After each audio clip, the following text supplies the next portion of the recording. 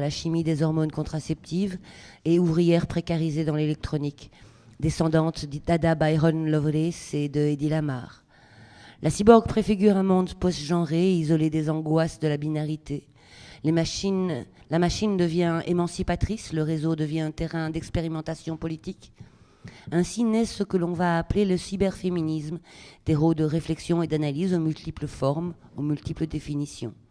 Il questionne le corps jusqu'à la décorporation du transhumanisme, il interroge l'expérience, le genre, le pouvoir. Né à la fin du XXe siècle, ce courant opposé à la deuxième vague du féminisme est-il toujours d'actualité? Quelles sont ses définitions aujourd'hui? Quel rapport entretient-il avec notre réalité féministe? Que dit-il de nous? La soirée va se dérouler en 3 actes. Commençant par un débat d'environ 3/4 d'heure, 1 heure, entre les différents intervenants, permettant à chacun d'exprimer son point de vue. Elle se poursuivra par une longue conversation avec vous, avant de se terminer autour d'un verre. Pour débuter, la Maison du Livre a invité 3 spécialistes. Laurence Allard, maîtresse de conférences en sciences de la communication, chercheuse et enseignante et spécialiste de Haraway. Julie Abou, docteur en sciences du langage et membre associé de la Sorbonne Nouvelle, qui travaille sur le genre au prisme de la langue et du discours. Et Thierry Hoquet, maître de conférences en philosophie. Nous allons donc entrer dans le vif du sujet avec Laurence Allard. Vous qui avez coécrit Donna Haraway, Manifeste cyborg et autres essais, pouvez-vous nous présenter cette autrice féministe et son influence sur la pensée actuelle? C'est là? Oui. Bon, bien, bonsoir, merci de votre invitation, merci de votre venue à tous. Donc, vous avez l'anthologie que nous avons plutôt traduite que rédigée. Hein. Donc, nous, on a juste avec donc, Nathalie Magnan, qui était la première traductrice du manifeste Cyborg, qui était une net artiste pionnière hein, et qui est décédée récemment. Et puis ensuite, Delphine Gardet, qui dirige l'Institut du genre à Genève. Et puis, moi-même, donc, nous avons rassemblé plusieurs textes autour du manifeste Cyborg et donc qui finalement rend compte de la première période du travail de Donna Haraway avant le manifeste des compagnons d'espèces paru donc en 2001 et récemment donc son dernier ouvrage 2016 qui est autour de la question de l'anthropocène, donc qui s'appelle Making King in the Tulucène, qui est une référence au Stulu de Lovecraft, mais qu'elle a revisité. Voilà. Et donc, on a collecté différents textes, on les a traduits parce que tout simplement, Haraway n'était pas jusqu'ici traduite de façon systématique en France. Voilà, donc c'était un travail d'intérêt général hein, dans une première étape. Alors, l'idée, c'est que donc, on a voulu faire connaître l'œuvre de Donna Haraway, qui est à l'origine une naturaliste, une primatologue, spécialiste des gorilles, donc qui vient des sciences, comme on dit, des sciences de la terre, des sciences du vivant. Et on a voulu donc faire connaître son travail, qui est difficile d'accès en anglais, mais aussi en français, parce qu'elle travaille justement autour de la langue, et elle a notamment un usage de la science-fiction, qui est un usage justement qui lui permet d'imaginer des possibles, de décrire des situations. Donc elle utilise la science-fiction comme un genre discursif à titre... comme un genre discursif qu'un scientifique, dont un scientifique peut se saisir. Voilà. Et ce qui dans l'accessibilité de son travail et rend parfois la chose un peu compliquée. Donc voilà, il y avait tout un travail de traduction qui a été l'idée de rendre accessible en français cette pensée qui est donc pionnière parce qu'elle ouvre finalement une épistémologie féministe des sciences et des techniques qui également peu représentée, qui était jusqu'alors peu représentée en France. Voilà. Elle est très proche de Isabelle Stengers, que vous connaissez ici, et aussi de Bruno Latour, dont on ne soupçonne pas toujours le côté féministe. Voilà.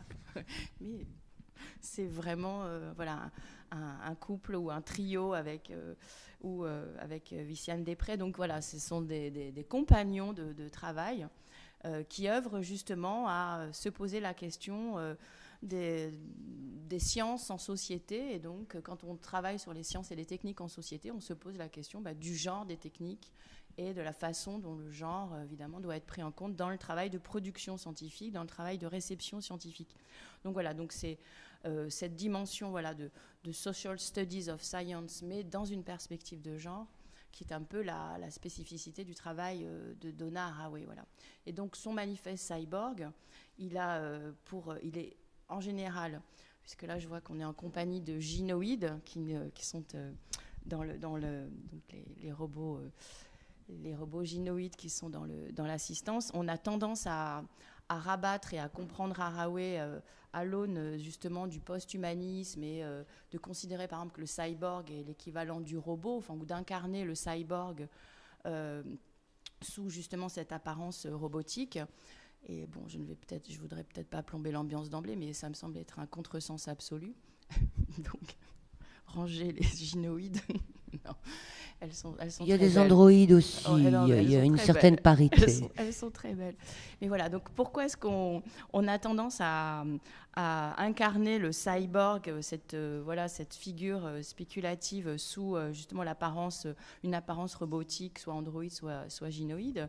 C'est parce qu'elle a voulu justement, en imaginant une chimère, une figure hybridant le vivant et la technique, elle a voulu imaginer finalement une figure qui permettait de penser, mais aussi de visualiser, de s'imaginer ce que pouvait être un monde ou une anthropologie qui ne serait pas une anthropologie dualiste, opposant, par exemple, dans les genres, les hommes et les femmes, et opposant aussi la nature et la culture, opposant la technique et l'humain. Donc elle a voulu penser ce qu'on appelle, un peu dans des termes latouriens, une anthropologie symétrique. Voilà. Et donc, ce n'est pas tant les dualismes et les binarismes qui sont problématiques, mais qui sont un héritage de la modernité, mais c'est surtout le fait qu'ils sont asymétriques. C'est-à-dire qu'on pense dans finalement le récit moderne, il y a aussi cette asymétrie entre des hommes et des femmes, entre l'humain et la technique étant l'outil de l'humain, la nature étant dominée par l'humain. Donc on est dans le récit moderne, il y a finalement tout un ensemble de grands partages et de binarismes et de dualismes asymétriques qui sont, à travers la figure du cyborg, remis en cause. Et donc c'est un peu limité en fait comme processus imaginatif d'imaginer que le cyborg n'est juste qu'un robot en fait. Ça peut être toute autre chose, ça peut être tout ce que vous voulez qui hybride de l'artefact et du vivant. Et donc c'est pas forcément un robot.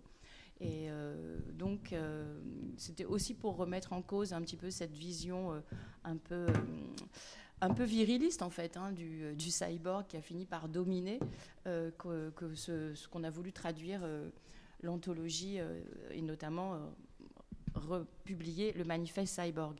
Et donc c'est pour cette raison qu'Haraway, je vais terminer là, abandonne finalement la figure du cyborg comme une figure qui pouvait justement incarner son anthropologie symétrique, et qu'elle s'est tournée vers les chiens, vers les animaux en 2001 avec le manifeste des compagnons d'espèces.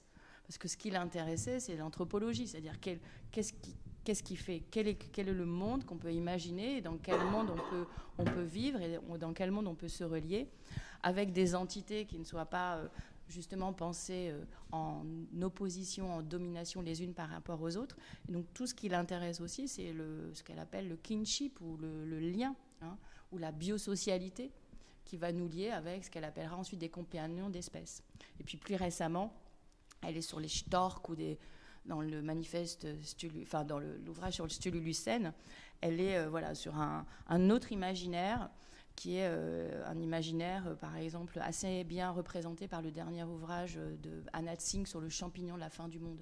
Par exemple, un des best-sellers en France de livres de sciences sociales, c'est un livre qui est consacré à un champignon qui a survécu à Hiroshima. Donc voilà, c'est l'idée, qu'est-ce qu'on peut imaginer comme un monde, comme une anthropologie, entre compagnons d'espèces qui ne soient pas finalement gouvernés par des rapports de domination. Donc ça dépasse bien les rapports de genre, hein, mais ça s'initie avec une relecture de ces rapports. L'un de vous veut réagir à... Abonder, c'est-à-dire en fait... Micro. Ça reprend aussi votre présentation initiale, c'est-à-dire que cyborg, c'est pas un nom... c'est un nom de code qui est sous une sorte d'ombrelle sous laquelle on peut loger plusieurs choses. Vous avez dit qu'il y avait la contraception, la femme qui travaille dans la manufacture. On peut ajouter d'autres figures. La figure de l'échographie, par exemple, c'est-à-dire tous les branchements qui existent entre organismes et techniques et dans lesquels les femmes sont impliquées, même si, selon une dichotomie ou une manière de lire l'histoire un peu simpliste. La technique, ça serait l'affaire des hommes et la nature, ça serait l'affaire des femmes. Et la figure de la cyborg, justement, c'est une manière de renverser ces polarités et de dire qu'en fait, on peut arracher le cyborg à Terminator et aux visions Schwarzenegger et tout ça, et en faire un outil pour penser la condition des femmes dans des mondes où elles sont impliquées, où il y a forcément de la technique, en fait, qui concerne tout le monde. Pas grand-chose à rajouter, mais oui, je suis d'accord avec vous. Si, j'avais peut-être juste une question sur les storks. Ah ben ce sont les compagnons d'espèces de ce qu'elle appelle l'Herculucène. Donc c'est une façon de revisiter l'Anthropocène, justement en l'anthropomorphisant, pas plus avant. Donc l'idée de ne pas abonder, puisque ça serait contraire à cette anthropologie symétrique large, hein, donc de penser que ce qui advient aujourd'hui, qu'on certains appellent l'effondrement, à venir peut être caractérisé par l'Anthropocène, puisqu'elle a imaginé justement une anthropologie qui ne soit pas humano-centrée, quoi. Voilà. Donc elle est forcément cohérente, et donc elle imagine une ère stululucène en faisant ce petit jeu de mots avec donc le stulu de Lovecraft, voilà. Et donc donc si vous regardez la couverture de Making King, ça ressemble un peu à du plancton, et donc voilà. Elle appelle ça les storks. Du cyborg au stork. Mais bon, il faut vraiment imaginer que c'est toujours, hein, c'est pour ça que la SF est pour elle une grande source d'inspiration. Elle fait de la science et de la fiction, voilà. D'ailleurs, l'ouvrage d'Anne Larue, Lève-toi cyborg, ouais, qui est sorti il n'y a pas longtemps chez... j'ai oublié le nom de mes éditeurs, c'est pas grave, parle justement de la liste H, donc des ouvrages de science-fiction conseillés par Haraway, avec un certain nombre d'auteurs et surtout d'autrices, oui, voilà, qui donnent un autre regard là-dessus. Thierry Hoquet, vous avez longuement réfléchi à la relation de l'humain à la machine, comme au dépassement de la binarité, voire même au transhumanisme, au travers de ce que vous avez nommé la cyborg philosophie. Pourriez-vous nous détailler un petit peu ces concepts? Je crois que vous avez même des images par rapport à ça. Entendu. Alors, je vais essayer de faire un branchement technique, ça s'impose, bien sûr.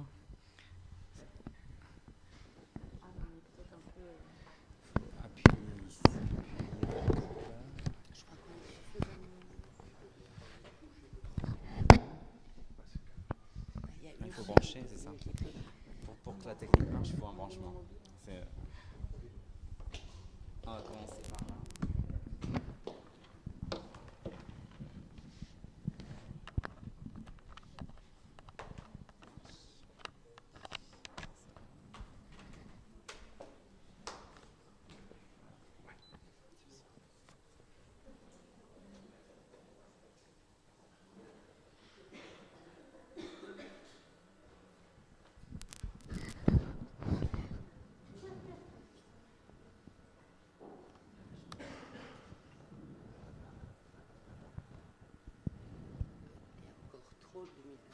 D'accord. Donc, pour présenter un peu la thématique, alors je ne sais pas, je vous gêne un peu, je suis au milieu de l'écran, je vais mettre comme ça, ce serait une voie spectrale. En fait, pour illustrer un peu cette histoire et l'originalité, super, merci, super gentil, merci. pour faire comprendre un peu l'originalité de la perspective de Haraway sur ces questions de féminisme cyborg, je vais la comparer à une féministe légèrement antérieure qui s'appelle Mary Daly, qui n'est pas très connue en France parce qu'elle n'a pas été traduite en français, et qui propose ce livre Gynécologie comme féminisme radical. On pourra parler de Daly un peu plus précisément, mais ce qui m'intéresse, c'est la vision qu'elle va donner d'un épisode très intéressant, qui est la rencontre entre l'Apollo 18 et le Soyouz 19, qui a lieu dans l'espace en 1975. Et donc, c'est des images un peu de voyage dans l'espace qui font rêver tout le monde. Mais sur ces questions, Daly a une lecture complètement subversive et iconoclaste, puisqu'elle dit qu'en fait, d'abord, elle nous dit... Premièrement, c'est un spectacle 100% masculin, c'est-à-dire en fait ce sont des hommes qui se rencontrent, qui se serrent la main.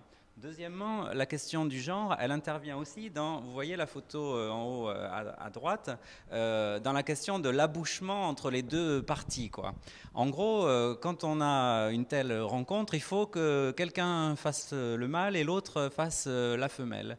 Et comme personne ne voulait être le pénétré de l'affaire, dans ces relations américano-soviétiques, eh bien, il a fallu, dit-elle, faire la prise 2 fois.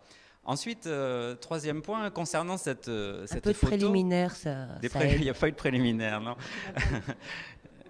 De l'huile, oui, beaucoup d'huile. Alors,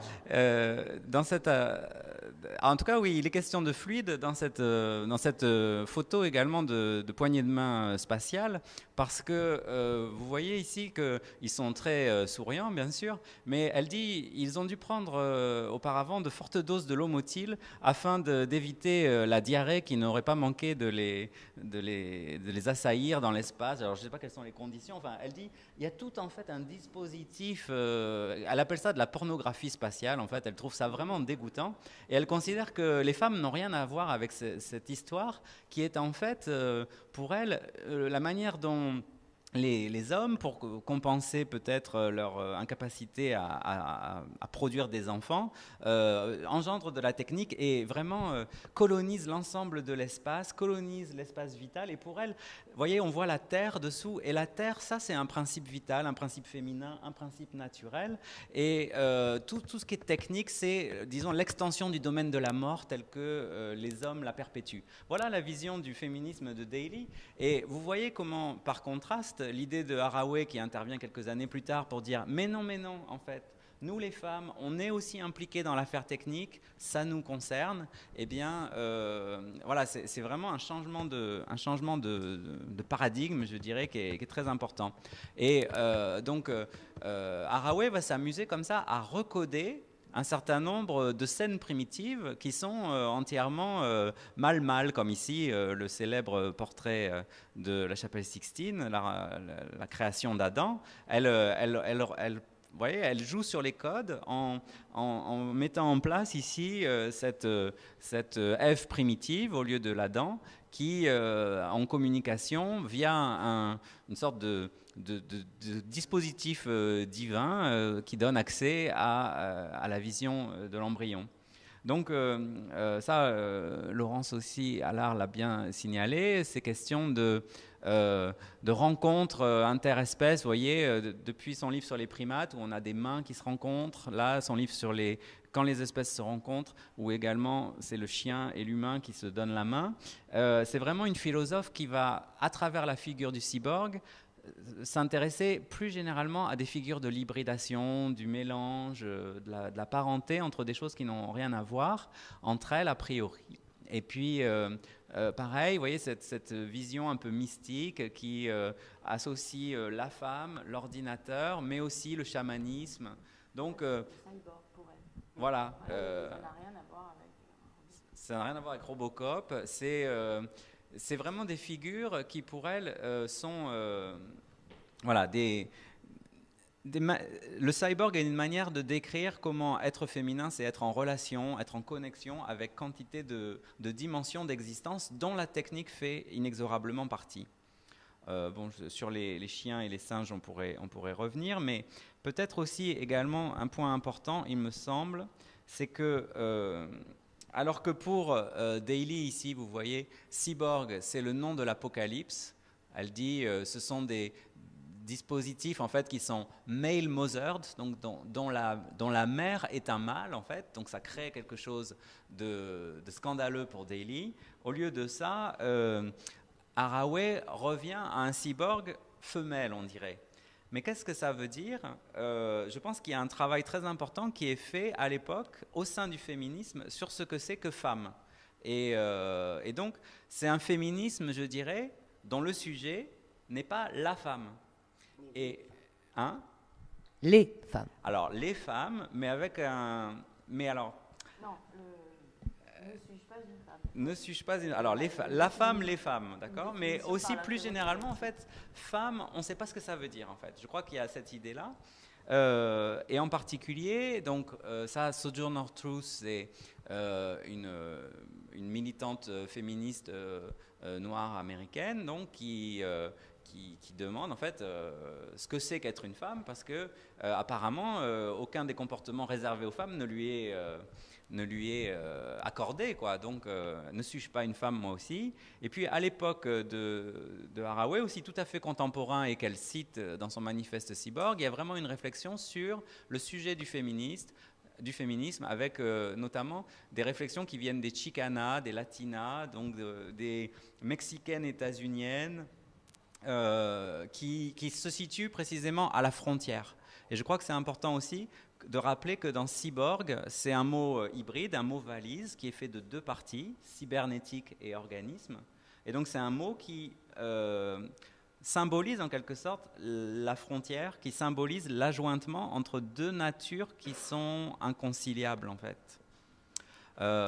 Donc se situer vraiment sur la frontière, le thème de la frontière est vraiment fondamental. Et puis une réflexion aussi sur le nous, en fait. Donc, qu'est-ce que c'est le nous du féminisme? Avec qui les femmes ont-elles des solidarités, des parentés, des alliances possibles? Ici, on voit que, vous voyez, il y a une lutte à l'époque au sein des féminismes, parce que ce n'est pas un féminisme unifié, c'est des féminismes divers, avec à chaque fois un adjectif, le féminisme matérialiste, le féminisme socialiste, le féminisme de couleur, voilà, des féminismes avec cette idée qu'il s'agissait d'abord de déloger du féminisme la femme avec un F majuscule qui servait de masque pour la femme blanche. Donc elle dit ici, les femmes blanches, y compris les féministes socialistes, ont découvert, c'est-à-dire ont été obligées de reconnaître kicking and screaming, je ne sais pas comment dire, on leur a arraché, quoi, elles ont fini par concéder la non-innocence. Dans la douleur. Dans la douleur, voilà, la non-innocence de la catégorie femme. Cette conscience change la catégorie. Voilà. Donc ici, l'idée de Haraway, c'est de dire on va s'arrêter de s'intéresser à la question femme pour s'intéresser plus à la question de féminiser, en fait. C'est une des choses qu'elle dit dans le manifeste Cyborg, de femme à féminiser. Et féminiser, ça veut dire pour elle exploité, justement soumis à des rythmes de travail, des emplois du temps en gruyère, des choses comme ça, en fait. Vraiment une condition exploitée et dominée. Et peut-être dernier point, juste cette idée que, en fait, Haraway, c'est d'abord, elle veut malgré tout que son manifeste soit utile. Il soit utile à qui ou à quoi? Il soit utile. Elle veut actualiser les concepts théoriques pour trois mouvements auxquels elle se considère affiliée, le socialisme, le matérialisme et le féminisme. Donc c'est une contribution à ces trois domaines, ces trois mouvements politiques dont elle considère qu'ils n'ont pas les bons outils. Alors moi ce qui m'a beaucoup intéressé, je vais passer là-dessus, on pourra y revenir, mais c'est qu'elle propose des tableaux où elle dit voilà comment on parlait à gauche, c'est un peu voilà comment on parlait au 19e siècle, et puis à droite, voilà un peu les nouveaux phénomènes qui font irruption, quoi. Et donc ce qui est très frappant, c'est que les manières communes dont on a de s'exprimer correspondent à des manières qui sont datées 19e siècle. Par exemple, moi je parle tout le temps d'un organisme, par exemple. Bon, bah, pour Haraway, vous voyez, il ne faut plus parler d'organisme, il faut parler de composants biotiques aujourd'hui. Parce qu'on est dans un système, justement, où l'organisme, avec sa vision unitaire et totalitaire, a été complètement dépecé, mis en pièces, marchandisé. Voilà, donc c'est un des exemples, mais voilà comment elle entend mettre à jour, disons, les vocabulaires théoriques. Et voilà, je vais m'arrêter là pour le moment, et puis peut-être ça donne à Julie l'occasion de rebondir. Merci.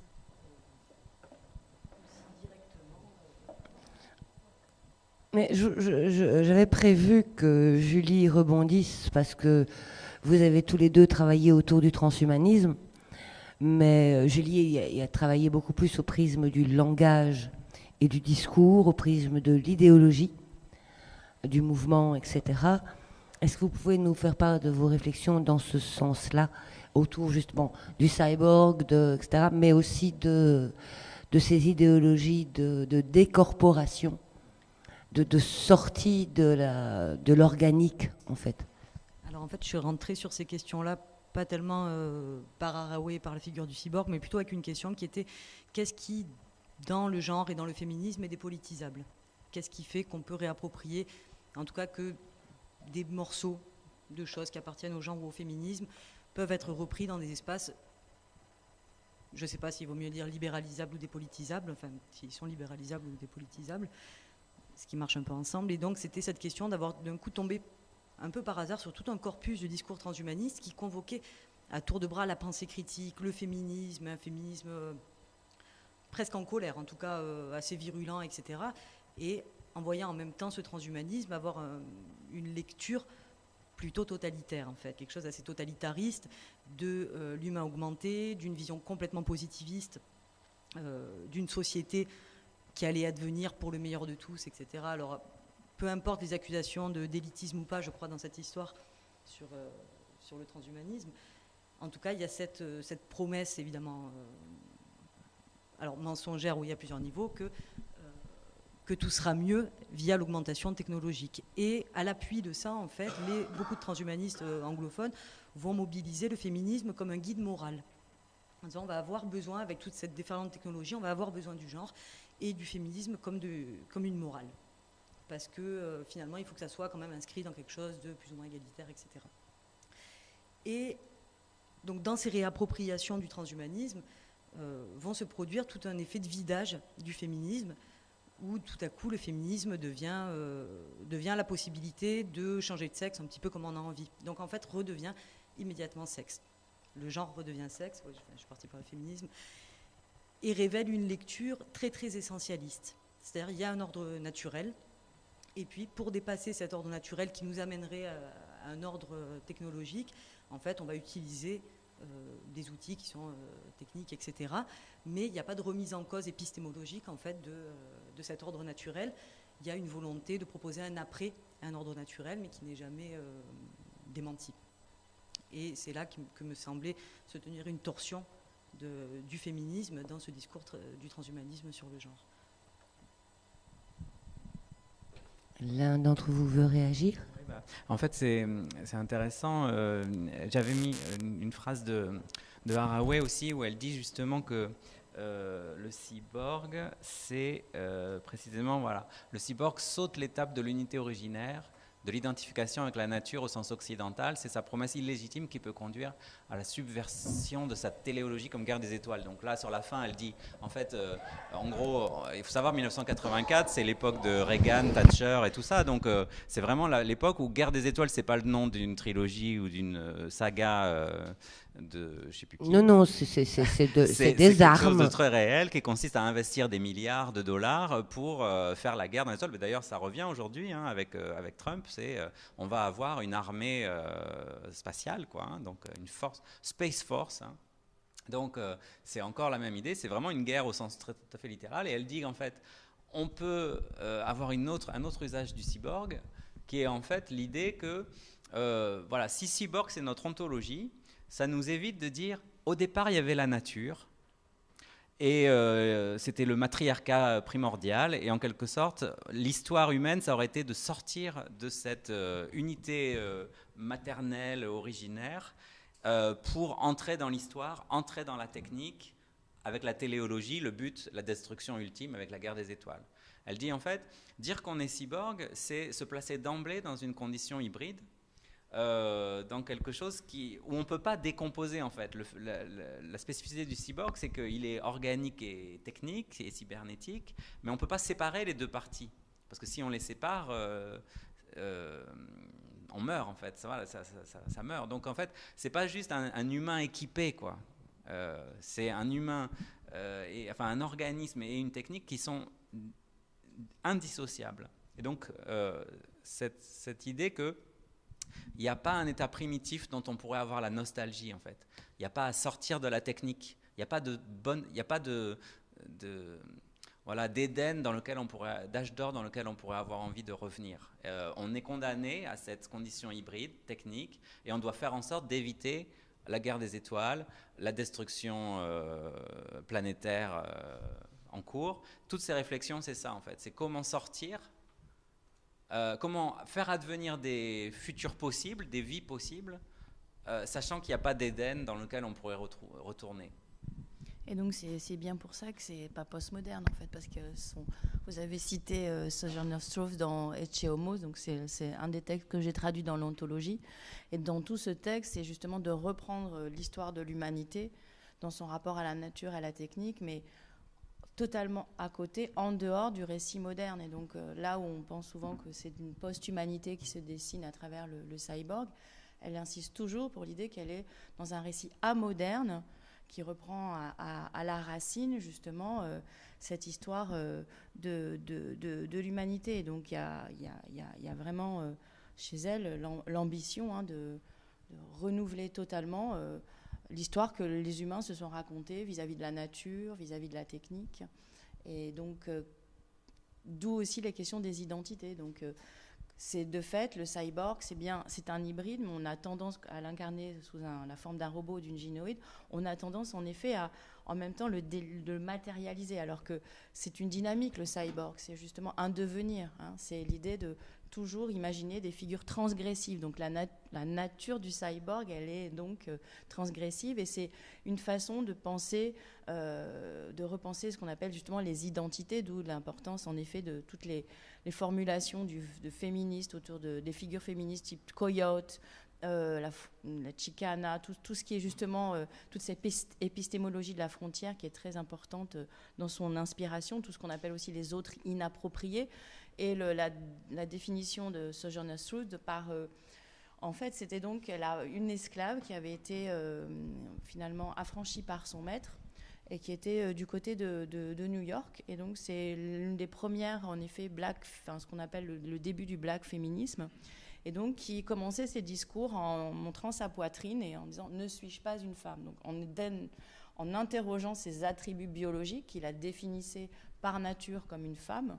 Et donc, elle ouvrait au questionnement identitaire sous cette forme de l'interro-négative, c'est-à-dire ne pas s'identifier par l'affirmative « je suis », mais d'ouvrir l'identité justement à sa négation interne, ce qu'on appelle aussi une différence dans la différence, c'est-à-dire que souvent on pense le soi et l'autre, mais c'est d'une façon reconduire une logique identitaire, d'identification, et donc de penser qu'à l'intérieur du sujet femme ou du sujet cyborg, il y a justement une différence, et c'est pour cette raison qu'elle a une épistémologie aussi qu'elle appelle la diffraction, c'est-à-dire penser finalement, non pas depuis le récit moderne qui est extrêmement héliocentré, c'est la perspective par exemple, c'est une conception du monde qui suppose que le monde est vu depuis un œil et il y a une convergence.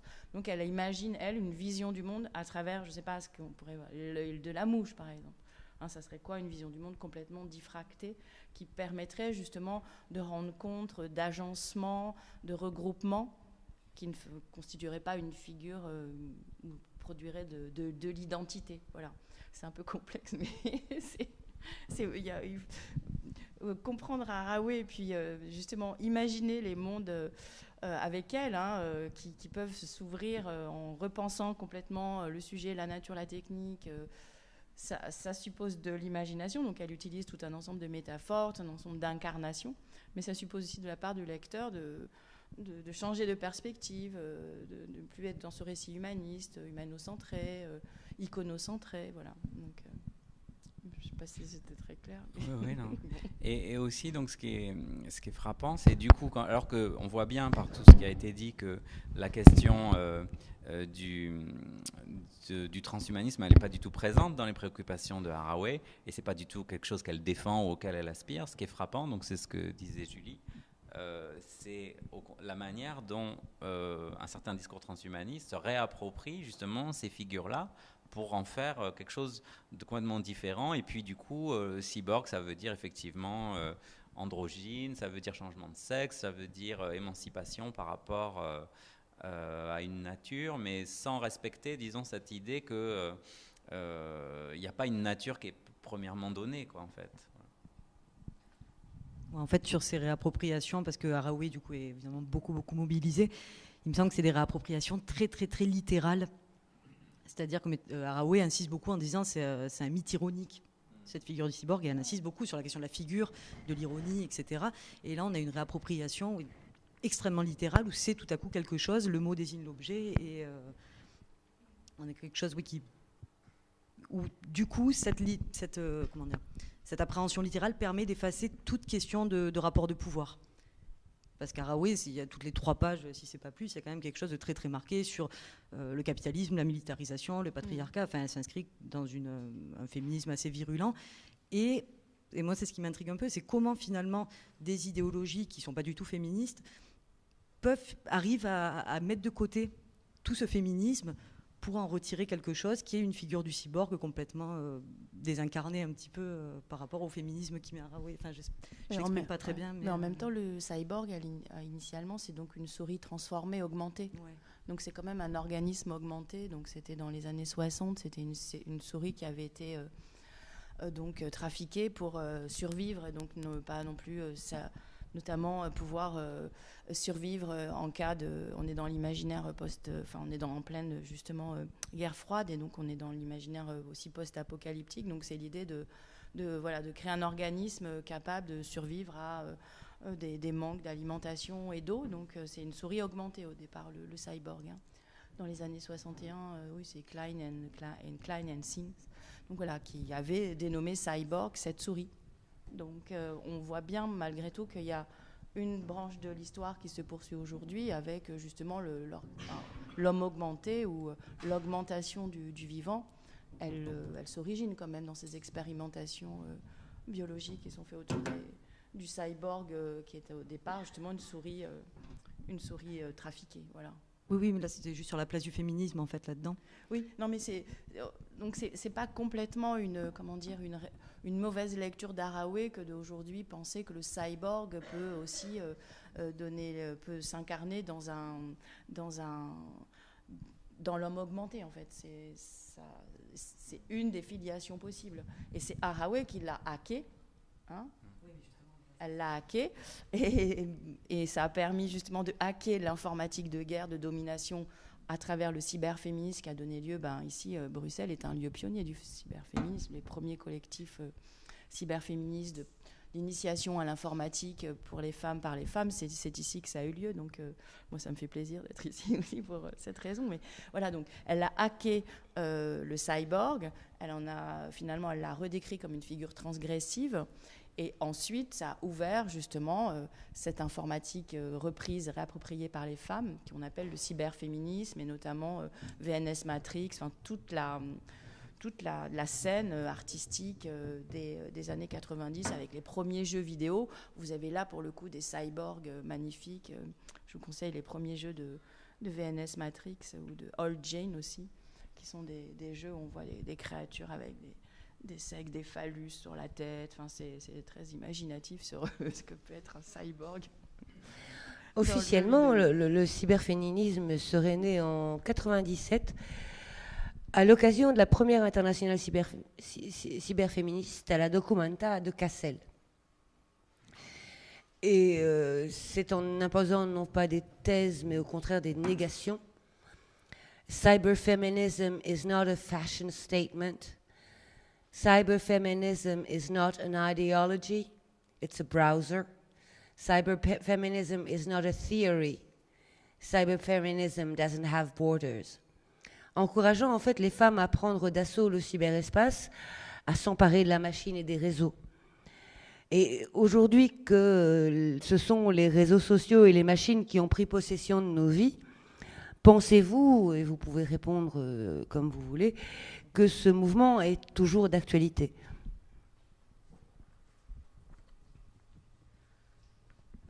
D'un point de vue sociologique, on voit, donc ça ce sont les travaux d'Isabelle Collet. Là on va revenir sur la sociologie un peu des professions et des formations. Donc là, depuis les travaux d'Isabelle Collet, qui est donc sociologue du travail à l'UNIGE de Genève, montrent que vous avez un plateau dans l'accès des femmes dans les écoles d'ingénieurs spécialisés dans l'informatique depuis 20 ans. Ça n'augmente pas, alors que par ailleurs, par exemple Instagram ou TikTok est une application qui est très prisée par les jeunes adolescentes et très féminisée. Les usages des réseaux sociaux sont plutôt féminins. Mais en revanche, tout ce qui est école d'ingénieurs liée à l'informatique n'ouvre pas plus ses portes aux jeunes femmes. Donc là, pour le coup, on voit qu'en effet, il y a de fait un sexisme depuis extrêmement durable dans l'accès des filles à l'informatique qui n'augmente pas, qui est sur un palier depuis de nombreuses années.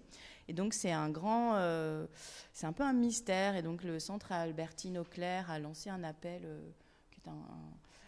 qui est une librairie féministe, enfin une bibliothèque féministe à Paris, a lancé un appel à recherche en fait pour élucider avec le ministère de l'Éducation nationale, élucider cette difficulté d'accès des femmes et des jeunes filles dans les carrières informatiques, alors même que finalement les réseaux sociaux sont utilisés, parfois certains d'entre eux, majoritairement par des jeunes femmes. Donc il y a plusieurs hypothèses, mais voilà. D'autant plus qu'il y a énormément de femmes, en tout cas dans le monde anglo-saxon, qui ont fait évoluer l'informatique, qui sont derrière la création de tout un tas de nouveautés au niveau réseau, etc. Et ce sont des femmes, comme certaines des premières informaticiennes étaient des femmes. Ouais. Ça, c'est le travail de Sadie Plante qui s'appelle Des 0 et des 1, qui revisite toute l'histoire de l'informatique avec en prenant comme fil d'Ariane la pratique du tissage. Et parce que donc c'est une très belle histoire de l'informatique, et elle montre peu à peu comment les femmes qui avaient un rôle dans toute la filière technique et qui mène à l'invention de l'informatique et aussi de l'intelligence artificielle, eh bien se sont trouvées au fur et à mesure écartées en fait du domaine. Et donc elle montre par exemple que à Bletchley Park, autour de la machine Enigma, vous aviez les opératrices qui étaient des femmes. Bon, aussi il y avait une partie des hommes qui étaient au front, mais une partie des calculatrices par exemple, et des opératrices de la machine qui servait à déchiffrer les messages nazis. Donc autour d'Alan Turing, qu'on considère comme le père de l'intelligence artificielle au sens d'intelligence artificielle, et pas robot, et pas seulement marionnette. Donc, elles se sont trouvées écartées peu à peu. Donc, il y avait les opératrices, les premières calculatrices des ordinateurs des années 60. Et plus l'informatique s'est connectée, plus elles ont été écartées. Et donc, elle analyse notamment les publicités d'Apple, qui sont extrêmement intéressantes, puisque on observe que la femme, dans les publicités d'Apple, est toujours reléguée à la cuisine, et l'utilisateur des ordinateurs Apple, donc les premiers, est un homme, et son fils. Et donc elle a tout un corpus extrêmement genré des publicités Apple, et donc finalement la micro-informatique, l'informatique personnelle, c'est plutôt adressé à un public d'utilisateurs masculins. Et donc les femmes ont été peu à peu écartées de la scène informatique en termes de justement de savoir-faire.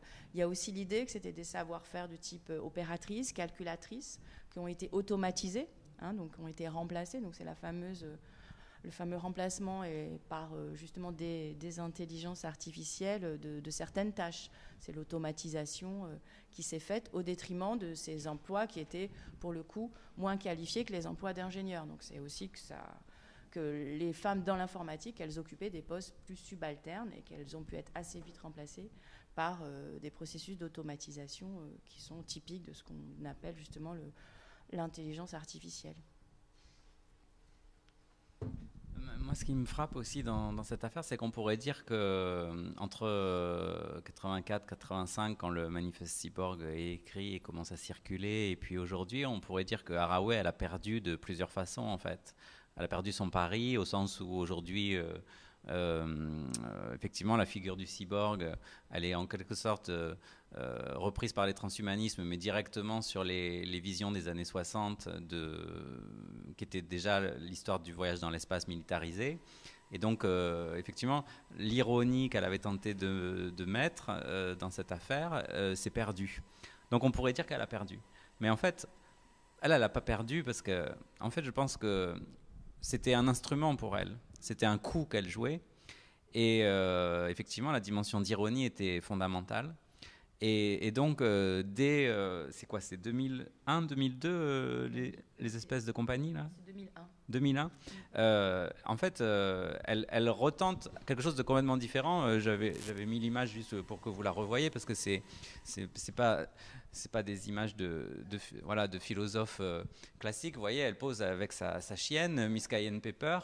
Et en fait, le livre commence vraiment comme une provocation nouvelle. Et il est très clair que quand elle écrit ce second manifeste, elle l'écrit parce que la vertu corrosive des cyborgs s'est émoussée.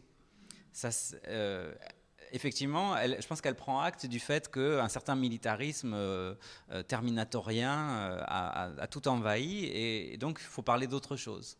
Et elle s'accroche pas à cette sorte de branchitude des réseaux sociaux, etc. C'est vraiment pas ça. Donc elle commence ça en disant, ok, j'ai raté, le cyborg s'est émoussé, je vais prendre une autre chose. Et ça commence avec quelque chose, une scène, je ne sais pas si vous l'avez lu, absolument choquante, puisqu'en fait, elle raconte comment elle et Miss Cayenne Pepper ont échangé de longs baisers. Donc c'est de la zoophilie, mais ça va au-delà, puisqu'en fait, elle explique que ils ont échangé aussi des gènes, en fait. C'est-à-dire qu'en fait, la bave de Miss Cayenne Pepper contenait des rétrovirus qui ont sans doute infecté sa gorge. Et ça correspond à l'époque à ce qu'une biologiste qui s'appelle Lynn Margulis et que Haraway lit beaucoup et commande beaucoup, appelle du sexe, en fait. C'est-à-dire des échanges d'ADN entre individus différents. Voilà, et donc, elle commence avec cette scène qui pour moi est comme une sorte de coup de poing dans l'histoire de la philosophie, quoi. C'est-à-dire comment penser des hybrides en choquant les gens, en faisant ce qui est interdit, en expliquant que ce que doit faire une philosophe, elle a des pages entières sur comment courir après son petit chien, lui lancer un bâton, et puis vous savez ces jeux américains où le petit chien doit remplir tout un tas de tâches sur le terrain, passer un petit pont, etc., rapporter un ballon, sauter dans un cerceau. Elle dit voilà, et ça elle réfléchit à tout ça. C'est un des aspects, et en fait ça a évidemment une fonction iconoclaste, quoi. C'est-à-dire de dire qu'est-ce qui se passe dans cette affaire. Eh bien, pour Haraway, ce qui se passe dans cette affaire, c'est que l'histoire de l'humanité, c'est pas l'histoire d'une espèce isolée. Et cette espèce, effectivement, elle vit avec d'autres formes de vie. La technique, ça en fait partie, et donc c'est ce que on disait tout à l'heure, c'est-à-dire la technique, c'est pas juste des outils, des instruments que nous produisons, c'est en quelque sorte quelque chose qui coexiste avec nous et qui fait partie de nous. Et de la même manière, elle dit, les chiens et nous sommes des espèces qui vont de concert, de compagnie, et qui qui partagent. C'est pas, nous n'en sommes pas les maîtres et elles ne sont pas nos domestiques en fait. Nous vivons ensemble, nous partageons le domus, nous sommes mutuellement espèce de compagnie et cette histoire elle est irrévocable en fait. On se déliterait complètement, on perdrait fondamentalement notre nature humaine en nous déliant de ce qui nous unit. Ici, à l'exemple des chiens, mais ça pourrait être élargi à beaucoup d'autres cas. Les prochaines questions vont s'adresser aussi bien à nos intervenants qu'à vous tous. Donc préparez-vous à intervenir si vous en avez envie, à répondre, à parler. Quand on parle de cyberféminisme, on parle de réseaux. Et les réseaux sociaux permettent aussi de répandre l'information plus rapidement auprès d'un plus grand nombre de personnes. Et nous l'avons vu il y a peu avec le fameux hashtag MeToo. Cette avalanche de révélations a ouvert les yeux de certains sur l'existence de la culture du viol. Et aux États-Unis, ça a été suivi d'inculpations, de limogeage dans les milieux du cinéma et du sport, ainsi que la création du mouvement Time's Up, associé à un fonds d'aide juridique pour les victimes de harcèlement qui a récolté plus de 20 millions de dollars en moins d'1 an. En France et en Belgique, pays plutôt latins, on a surtout entendu ces détracteurs. Pourquoi, selon vous ?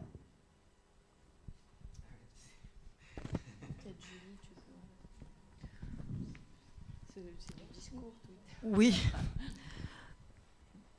Enfin, je sais pas, on peut aussi s'étonner à l'inverse un peu de la force médiatique que ça a pris, parce que c'était des choses. Alors là, pour la peine, on n'est plus sur les questions de frontières de catégories femme pas femme dont on parlait un peu tout à l'heure, mais d'expérience en tant que femme. Je pense que les femmes savaient bien avant MeToo ce qu'elles vivaient de cette même manière, et puis tout le monde s'est un petit peu émerveillé de cette libération de la parole. Enfin, il y a eu un peu un discours enchanté autour de MeToo, qui est, ouais, je ne sais même pas s'il y aurait tant que ça une différence entre l'accueil européen que ça a eu médiatiquement, je ne sais pas, enfin, je l'aurais pas mesuré. Je ne parlais pas spécialement des réactions médiatiques, ouais, mais des réactions de rejet qu'on a pu voir dans les médias, mais aussi de la part de personnes, de la part de certains hommes et de certaines femmes, par rapport à, par exemple, la liberté d'importuner ou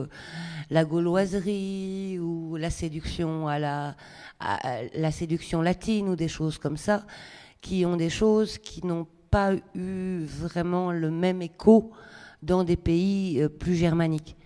Alors, ouais, là, peut-être deux pistes de réponse à voir. Bon, d'une part, quand les gens sont attaqués, ils se défendent, hein, donc je pense que la première réaction, c'est celle-ci.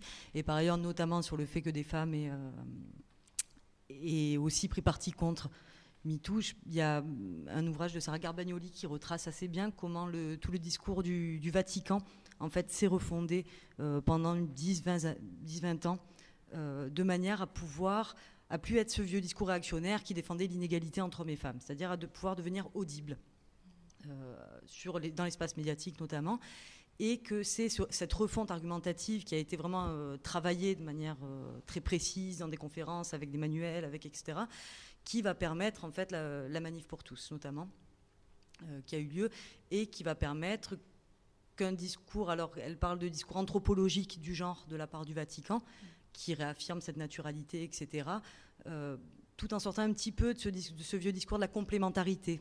Maintenant, il y aurait une place pour chacun, c'est plus tellement ça. Donc toute cette refonte va permettre que, on va dire, toute la droite réactionnaire se range derrière ce type de discours, et pour fendre MeToo, et comme toute parole de femme qui sortirait de cette lecture anthropologique religieuse.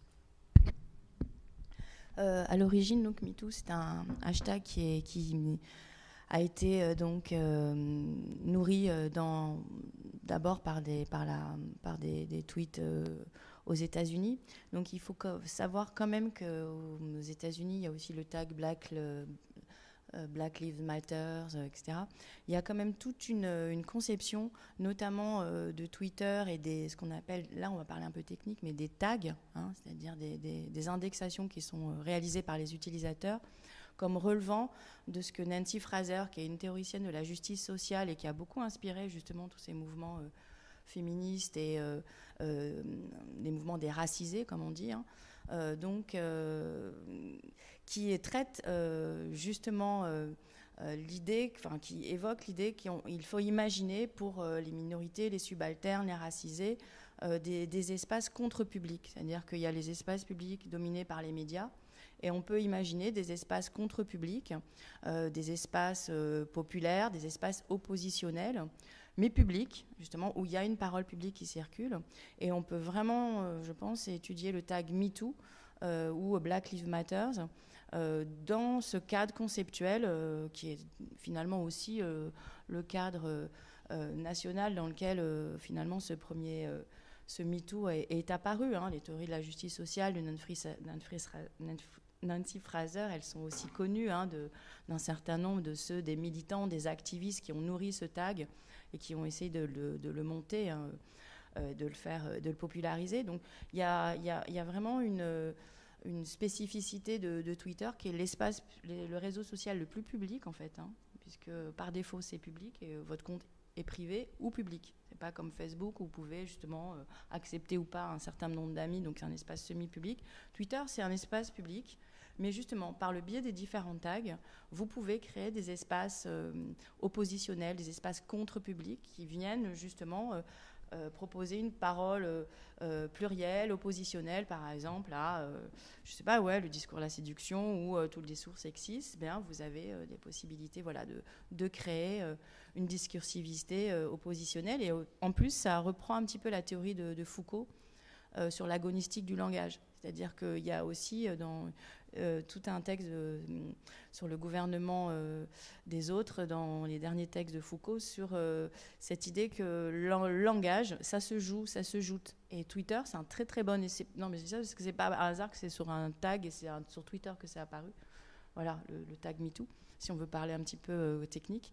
Et donc, il y a l'idée qu'avec les 180 caractères, voire les 280 caractères maintenant, il y a malgré tout une contrainte formelle qui suppose qu'on va jouer quand même avec un petit nombre de mots et que donc il y a un jeu de langage qui va favoriser des formes plus agonistiques que dialogiques, parce qu'on ne peut pas argumenter pendant un grand nombre de Maintenant, il y a les threads, hein, on peut argumenter sur plusieurs tweets, mais bon, c'est assez récent et c'est postérieur à MeToo.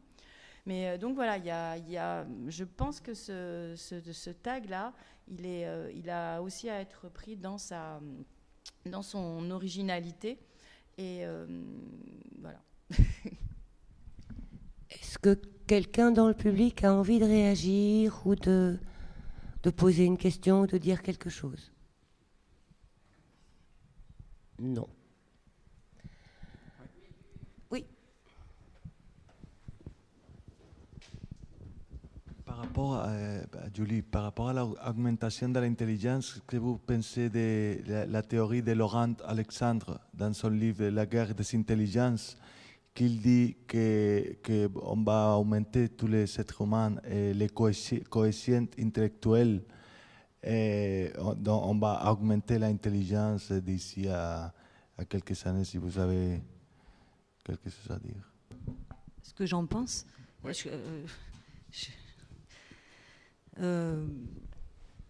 Je pense que c'est un récit complètement mythologique d'une part de la volonté de vouloir augmenter l'intelligence. Quel serait le seuil où ça serait bon, où il faudra arrêter d'augmenter? Qu'est-ce qui est mesurable dans l'intelligence? Et je crois qu'il y a encore aussi cette histoire de la métaphore qui est prise, qui arrête d'être prise pour une métaphore. Et je pense par exemple au discours en ce moment, au discours interdisciplinaire qui se passe entre les gens de l'intelligence artificielle et les gens de neurosciences et des sciences cognitives, qui se mettent à parler de réseaux de neurones. Et donc au départ, l'intelligence artificielle parle des réseaux de neurones informatiques, comme c'est une métaphore qui est utilisée. Et de plus en plus, on est en train de se dire, ces gens qui travaillent dans ces disciplines-là et qui essayent de travailler ensemble se disent que ça ne doit plus être une métaphore. Et donc d'essayer de rendre une métaphore réelle. Je ne sais pas comment le dire. C'est ça, et, mais pour moi, on revient toujours à cette question de désironiser un petit peu Haraway. C'est un peu toujours les mêmes phénomènes. Et du coup, cette question d'augmenter le quotient intellectuel, pour moi, on est toujours pareil dans des métaphores qu'on arrête de prendre pour des métaphores et avec des visées qui seraient, encore une fois, positivistes. C'est-à-dire, est-ce que c'est pourquoi pour un monde meilleur on a l'objectif de rendre un monde meilleur, donc on augmente. Si on veut reprendre justement l'opposition qu'il y aurait entre le docteur Laurent Alexandre, qui est un exilé fiscal en Belgique d'ailleurs, eh bien, c'est vrai, c'est quand même le fondateur de Doctissimo à la base. Et donc, on voit typiquement chez Laurent Alexandre et puis tout le grand récit transhumaniste porté par Google et Kurzweil, qui est l'ingénieur-chef des projets particuliers chez Google. On voit bien là qu'on a une idéologie, qu'on a une anthropologie qu'on appelle compétitive, parce que justement, il y a l'idée que par la technologie, finalement, on va augmenter l'homme, on va transformer l'homme, et donc finalement, la technologie va prendre le dessus sur l'humain. D'accord ? Donc ça, c'est un récit compétitif, où on a toujours ces deux entités humain-machine, et que finalement, la machine va prendre le pouvoir sur l'humain. Il va y avoir une sorte... C'est ce qu'on appelle donc le nexus, hein, c'est le moment où il y a justement cette fusion homme-machine, et qui devrait arriver avant 2045. Voilà. D'après Kurzweil, en prenant en compte la loi de la miniaturisation, du progrès des technologies, etc. Et donc chez Haraway, il y a cette idée justement de développer une anthropologie non compétitive, donc qui ne soit pas justement régie et gouvernée par des relations de domination entre entités, et en plus, donc, qui soit une anthropologie où justement on prenne en compte à la fois les humains et puis les non-humains, donc les chiens, les compagnons d'espèce.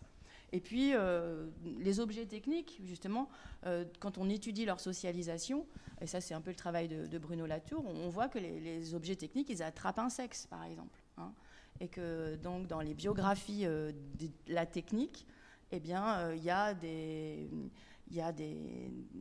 sexuations qui sont intéressantes à mettre en avant. Et donc, ça... Quand on travaille, par exemple, c'est ce qu'a fait ma collègue Delphine Gardet, avec qui on a traduit l'anthologie, elle a travaillé sur la sexuation de la machine à écrire, qui était au départ... le secrétaire est au départ donc un homme, il écrit à la plume, et avec la mécanisation et la prolétarisation, la machine à écrire est devenue finalement l'instrument de travail de la dactylo, et la machine à écrire ne pouvait être utilisée que par une femme. Et donc, ce faisant, à travers tout le travail que fait Bruno Latour et tous ceux qui travaillent sur sociologie des sciences et des techniques, notamment dans une perspective de genre, ils montrent que finalement, dans les compagnons d'espèces, il y a aussi les objets, parce qu'ils ils sont dotés des mêmes attributs, par exemple, de sexe féminin ou de sexe masculin que les hommes et les femmes. Donc, dans son anthropologie, at large, comme elle dit, il faut prendre en compte une multitude d'objets, une multitude d'animaux, une multitude d'espèces, c'est pour ça qu'elle appelle ça les compagnons d'espèces, qui donc suppose qu'on imagine que les rapports entre les humains et puis toute une multitude de non-humains, qui peuvent être un objet, un animal, une bactérie, eh bien, ne soient pas d'une relation de type justement compétitive, une relation de domination, une relation d'instrumentalisation, une relation d'objectification, etc. Donc, dans ce récit transhumaniste, vous avez une anthropologie classique de l'homme qui utilise la technique pour dominer et finir par se dominer lui-même, donc in fine. Mais comme c'est en 2045, et d'après les collapsologues, en 2020, l'effondrement advient, bien on peut dire que on est tranquille. On échappera peut-être au nexus, au chargement de nos cerveaux. Une chose qui a suivi quelque part Haraway, c'est les travaux de Judith Butler dans les années 90 sur la réflexion sur le genre, qui se débarrasse totalement de l'essentialisme et du communautarisme, le genre qui devient à ce moment-là associé à la classe sociale, à l'ethnie, aux préférences sexuelles, ouvre la porte à un féminisme inclusif et à de nombreux champs d'études. Les universités belges leur donnent la parole depuis peu. Il existe un master de spécialisation et un certificat sur les études de genre qui ont leur cursus, leur banque de données. Pourtant, en francophonie, on parle toujours de théorie du genre, et quand je vous entends, vous parlez plus facilement un certain nombre de cas, de sexe que de genre. Vous parlez de changement de sexe, par exemple, alors qu'on parle plutôt de transidentité et de transgenre. Vous parlez de sexuation. Est-ce que c'est une différence? Est-ce que c'est où vous positionnez-vous par rapport à ça? Et vous aussi, hein? On répond ou il y a une question, c'est ça? Je sais pas. Non, c'était pas une question, une petite intervention de choses. Vous parlez de la machine Enigma où effectivement des femmes étaient utilisées comme petites mains. N'oublions pas que tous les hommes comme petites mains étaient prévus comme chair à pâté sur le front et qu'il ne restait comme en 14 dans les usines que les femmes pour effectuer les tâches, quelles qu'elles soient d'ailleurs, quel que soit le niveau. Ça n'enlève rien à des sexismes. Einstein en a eu un énorme, parce que sa première femme est peut-être celle qui a généré ces théories et qui est peut-être à l'origine de son intelligence, si j'ose dire. Question QI qui évoluerait avec les cyborgs et autres. Depuis quelques années, on observe que le QI des jeunes a diminué de 3-4% depuis qu'ils utilisent les systèmes techniques, informatiques, tablettes et autres brôles. Et dans le genre, d'ailleurs, les patrons des GAFA, ça a été dit ici il y a quelques semaines, et les patrons des GAFA mettent leurs enfants dans des écoles où il n'y a ni tablette ni système informatique. Il s'agit de tableaux noirs et de choses parfaitement classiques. Ils savent à quoi ils les exposeraient. Merci de votre témoignage. Revenons à la question que je venais de poser, donc la question du genre par rapport à la question du sexe, par rapport à l'essentialisme, par rapport à tout un tas de choses comme ça. Juste une chose, question C, je voulais faire encore une petite question genre et sexualisation. Faisons comme les Finlandais. Il n'y a pas d'article et il n'y a pas de genre sur les mots, donc comme ça on ne risque pas de se planter. Nous ne sommes pas encore en train de parler de langue, monsieur. Ce sera l'objet d'une autre question.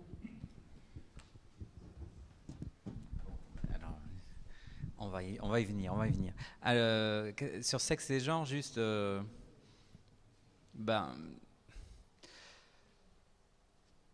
je pense qu'il y a eu un mouvement historique. Les concepts, ils ont une utilité et puis après, ils passent. Ils s'usent un peu. Ils s'usent un peu. Et le concept de genre, il a été très lent à s'introduire en France. Moi, je me souviens encore de colloques il n'y a même pas 10 ans, où en fait on disait il ne faut pas parler de genre, genre c'est la communauté européenne, enfin l'Union européenne qui veut qu'on parle de genre. Butler n'a été traduite qu'en 2005 en français. Butler? Oui, alors que son livre est sorti en 90. Et donc, genre, c'est un terme qui n'est pas le bon outil. Nous, en France, on parle depuis longtemps de rapports sociaux de sexe.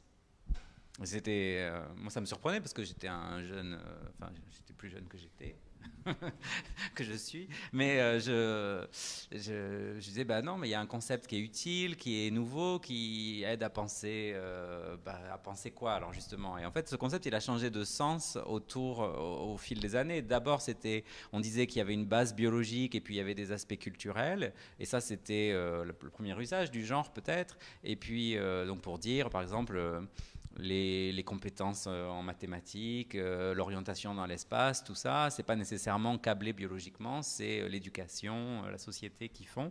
Ça aurait été le premier usage. Deuxième usage, c'est après, effectivement, quand on a commencé à parler aussi de performance du genre, c'est-à-dire à ce moment-là, il y a eu l'idée que genre, c'était un ensemble de rôles qu'on pouvait adopter avec une flexibilité, mais on était toujours dans cette idée qu'il y avait une base biologique stable dessous. Et puis à un moment, genre, c'est devenu le système qui produit le 2 du sexe. C'est-à-dire, on a dit, il n'y a plus en fait de base biologique, tout est culturellement, socialement processé, construit, et c'est ça que marque, je pense, le moment Butler, en fait. Elle le dit très clairement au début de Troubles dans le genre, qui est arrivé avec retard chez nous, mais qui malgré tout est arrivé avec quand même une déflagration, fracas, voilà. Et je crois qu'au terme de ça, eh bien, il y a l'idée qu'il y a une théorie du genre Et c'est ça qui a donné tous les Voilà, mouvements. mais en français, on parle de théorie du genre, alors que dans les pays anglo-saxons, on parle plutôt d'études de genre. Et en Belgique, les formations qui existent parlent d'études de genre et non pas de théorie. Mais évidemment, théorie du genre, c'est un terme disqualificatoire, quoi. C'est-à-dire, c'est une caricature qui est faite pour dire il y a une conspiration, il y a une théorie qui est en train de travailler Contre l'essentialisme. contre la nature, tout simplement, à nier qu'il y a quelque chose de naturel, en fait. Donc, je pense que de ce point de vue-là, pour moi, il est important de dire, bon, c'est vrai, il y a des champs d'études extraordinaires qui existent et qui font l'histoire des rapports sociaux de sexe, qui font l'histoire des rôles, voilà, de la psychologie, il y a plein d'approches, la sociologie, tout ça, l'ethnologie, qui font des travaux très intéressants, qu'on rassemble sous études sur le genre, ça existe, mais en même temps que c'est pas parce qu'on fait ces études-là, c'est pas parce qu'on s'intéresse à la dimension politique de la chose sexuelle et des rapports entre les individus que on n'est pas au courant qu'il y a quelque chose qui existe, qui est biologique, qui est réel, qui est le sexe, et que ça nous traverse aussi. Donc je pense qu'il y a un intérêt stratégique à ne pas abandonner le terme de sexe. Anne Foster-Sterling a dit que à un moment, le sexe, c'était devenu le talon d'Achille du féminisme, en fait. Puisque, en fait, pendant qu'on butlerise dans les milieux queer, dans les milieux d'études sur le genre, pendant ce temps, il y a des programmes naturalistes extrêmement forts qui entreprennent de naturaliser l'ensemble des composantes de notre existence. Les compétences en mathématiques, l'orientation dans l'espace, mais aussi les choix de jouets chez les enfants, etc. Donc, il ne faut pas lâcher le sexe aux naturalistes, c'est-à-dire il ne faut pas laisser penser qu'il y a quelque chose dont on ne parle pas, et qu'on ignorerait complètement, et qui ferait que quand on est intéressé par Butler ou par les études sur le genre, on serait dans un monde complètement irréaliste et spéculatif où on penserait que l'esprit est seul tout puissant. Donc, pour moi, il y a un intérêt stratégique à ne pas lâcher le sexe.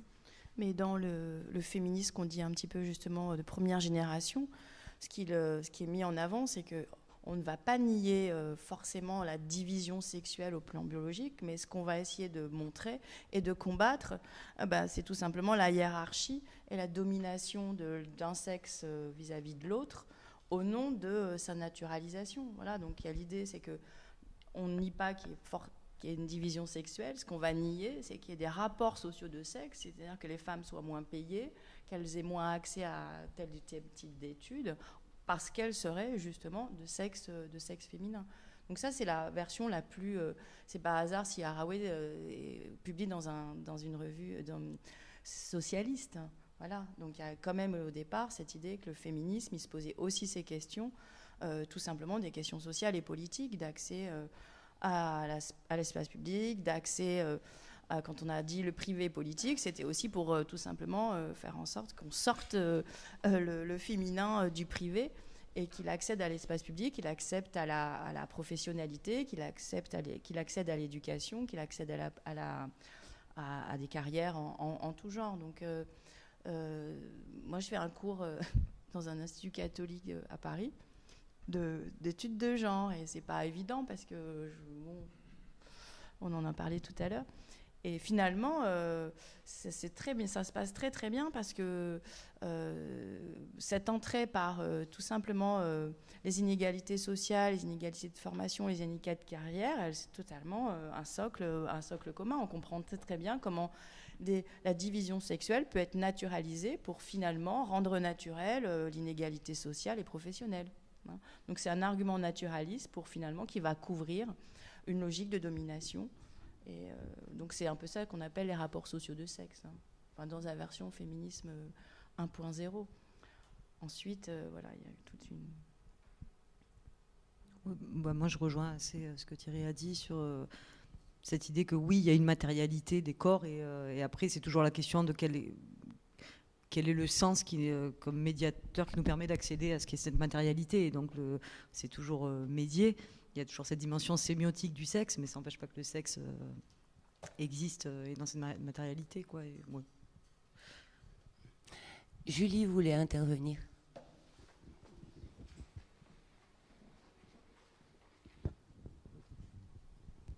Je prétendrai pas pouvoir répondre à la question de Sarah. Par contre, moi, du coup, c'est la question du genre, du sexe. La première fois que j'ai lu Haraway, j'ai l'impression, enfin, j'ai vécu ça comme le cyborg, enfin, je dis le ou la cyborg, allait permettre de dépasser ces questions-là. C'est le sentiment que j'avais eu, que finalement, cette création, entre guillemets, qu'elle me mettait entre les mains me permettrait de dépasser ça. Et puis, au fil de mes lectures, je me suis rendu compte qu'il y a divers intellectuels, autrices, auteurs qui parlent de la cyborg en disant qu'en fait non, c'est pas le cyborg, c'est la cyborg. Et puis du coup, je reste avec une interrogation par rapport à ça. Vous, dans votre livre, vous utilisez la majuscule pour ne pas genrer le cyborg. Mais donc du coup, voilà, je voulais savoir un peu, peut-être avoir un éclaircissement. Je pense pas qu'il y ait il y a probablement pas une réponse claire et nette, mais en tout cas, ça m'intéresserait justement de voir si le cyborg permettrait de dépasser cette question de sexe, de genre. C'est souvent pris comme un manifeste queer, justement, le manifeste cyborg, parce que ça a permis de désindexer, justement, le biologique de la question des identités. Donc ça a permis, justement, ensuite qu'on puisse penser des identités, les identités sous le signe de la performance. Et donc, c'est en cette raison qu'il ouvre un autre féminisme, moins, on va dire, moins matérialiste, hein, mais ce féminisme queer de deuxième génération qui advient avec justement le manifeste cyborg et puis ensuite Butler etc. Donc ça a été vraiment justement la possibilité là pour le coup de se débarrasser du naturel, puisqu'on ne pense plus le naturel comme existant en soi, puisqu'il est forcément à penser dans l'hybridation. Donc comme on a chassé le naturel, et bien ensuite, toutes les performances de genre, comme dit Haraway, tous les enfantements transgressifs sont possibles. Hein. Et donc, c'est en cette raison que cette question de l'indexation de la catégorie femme à sa nature biologique est réglée à ce moment-là avec le manifeste cyborg. En fait, il n'y a pas de consensus sur la manière dont on doit appeler les êtres humains, dont on doit les désigner. Par exemple, je sais, dans certains laboratoires de recherche à Lyon, j'avais entendu des débats sur une page où on marque les enseignants-chercheurs. On dit une féministe ou un féministe dit mais ça c'est trop masculin, les enseignants-chercheurs. Il faut mettre le point médian, mettre les enseignantes-chercheurs eux. Voilà, donc on commence à réfléchir à ça et puis tout à coup il y a une levée de bouclier. Mais pas seulement d'hommes, mais aussi de femmes qui disent non, mais moi je suis un enseignant-chercheur, je refuse d'être marqué. Donc il n'y a pas de consensus ni entre les hommes, les femmes, entre les êtres humains, sur la manière de ce qu'on doit faire avec le genre. Et ça rejoint la question de monsieur, le genre des personnes et le genre grammatical. Oui, mais justement, c'est une grande question actuelle que celle de la langue, où enfin des femmes arrivent à se voir adjoindre l'adjectif autrice au lieu d'auteur, ou alors que ça fait depuis le 19e siècle qu'elles se battent pour récupérer le nom de leur métier qui a été excisé de la langue au XVIIe siècle. Et petit à petit, on est en train de voir que l'une des langues les plus sexistes du monde, la langue française, est en train de changer. Beaucoup ne voient dans l'écriture inclusive que le fameux point médian, justement, qui leur semble impossible à lire, alors qu'en fait, quand il y a un point, c'est enseignante et enseignant. Il suffit de le prononcer différemment. Il y a vraiment une réaction épidermique de toutes parts par rapport à ces changements de langue, au langage épicène, à l'écriture inclusive, à essayer de transformer, d'inventer de nouveaux pronoms, de nouveaux mots pour parler, alors que dans la science-fiction, par exemple, entre autres, les traducteurs font un travail extraordinaire d'invention de pronoms, d'invention de mots, etc., pour donner des êtres agenrés. sur... alors, je suis en train, dans ma tête, d'essayer de faire les liens en fait, avec la question aussi avant, mais il y en a plein, mais je vais juste peut-être pas commencer par là. Mais... Alors oui, il y a plein de propositions. En fait, ça fait très longtemps qu'il y a plein de propositions. Là, pareil, il y a un coup de projecteur, comme évidemment les francophones d'Europe, on va dire, sont extrêmement réactionnaires dans tout ce qui concerne la langue. Bon, là, il y a levée de bouclier évidente. C'est la première fois dans l'histoire. Enfin, là, cette année, les auteurs, les autrices de BD vont enfin avoir le mot autrice sur leur badge à Angoulême. Et c'est une victoire. Alors, moi, je trouve qu'effectivement, c'est des avancées, c'est intéressant que ça en ait parlé autant. Je suis un peu sur une position plus pessimiste, qui est de me dire, du moment que ça sera figé, on est mort. C'est-à-dire que même si on a tous les prénoms qu'on veut, et tous les pronoms qu'on veut, et les formes qui ne seraient pas dans la binarité, puis alors on aurait 3, 4, 5 formes, du moment où ça serait une politique qui le pose et qui le grammaticalise, qui le structure, en fait, on remettra derrière tout ce qu'il faudra d'essentialisme pour que ça redevienne inoffensif, en quelque sorte. Et pour moi, la force politique de ces propositions, nouvelles propositions discursives ou linguistiques, elle est dans leur côté perturbateur. Mais la langue française est une langue qui a tendance à se figer, qui a tendance à s'ordonner. Pardon, ouais. En fait, j'entends souvent ça, la langue française, la langue la plus sexiste du monde.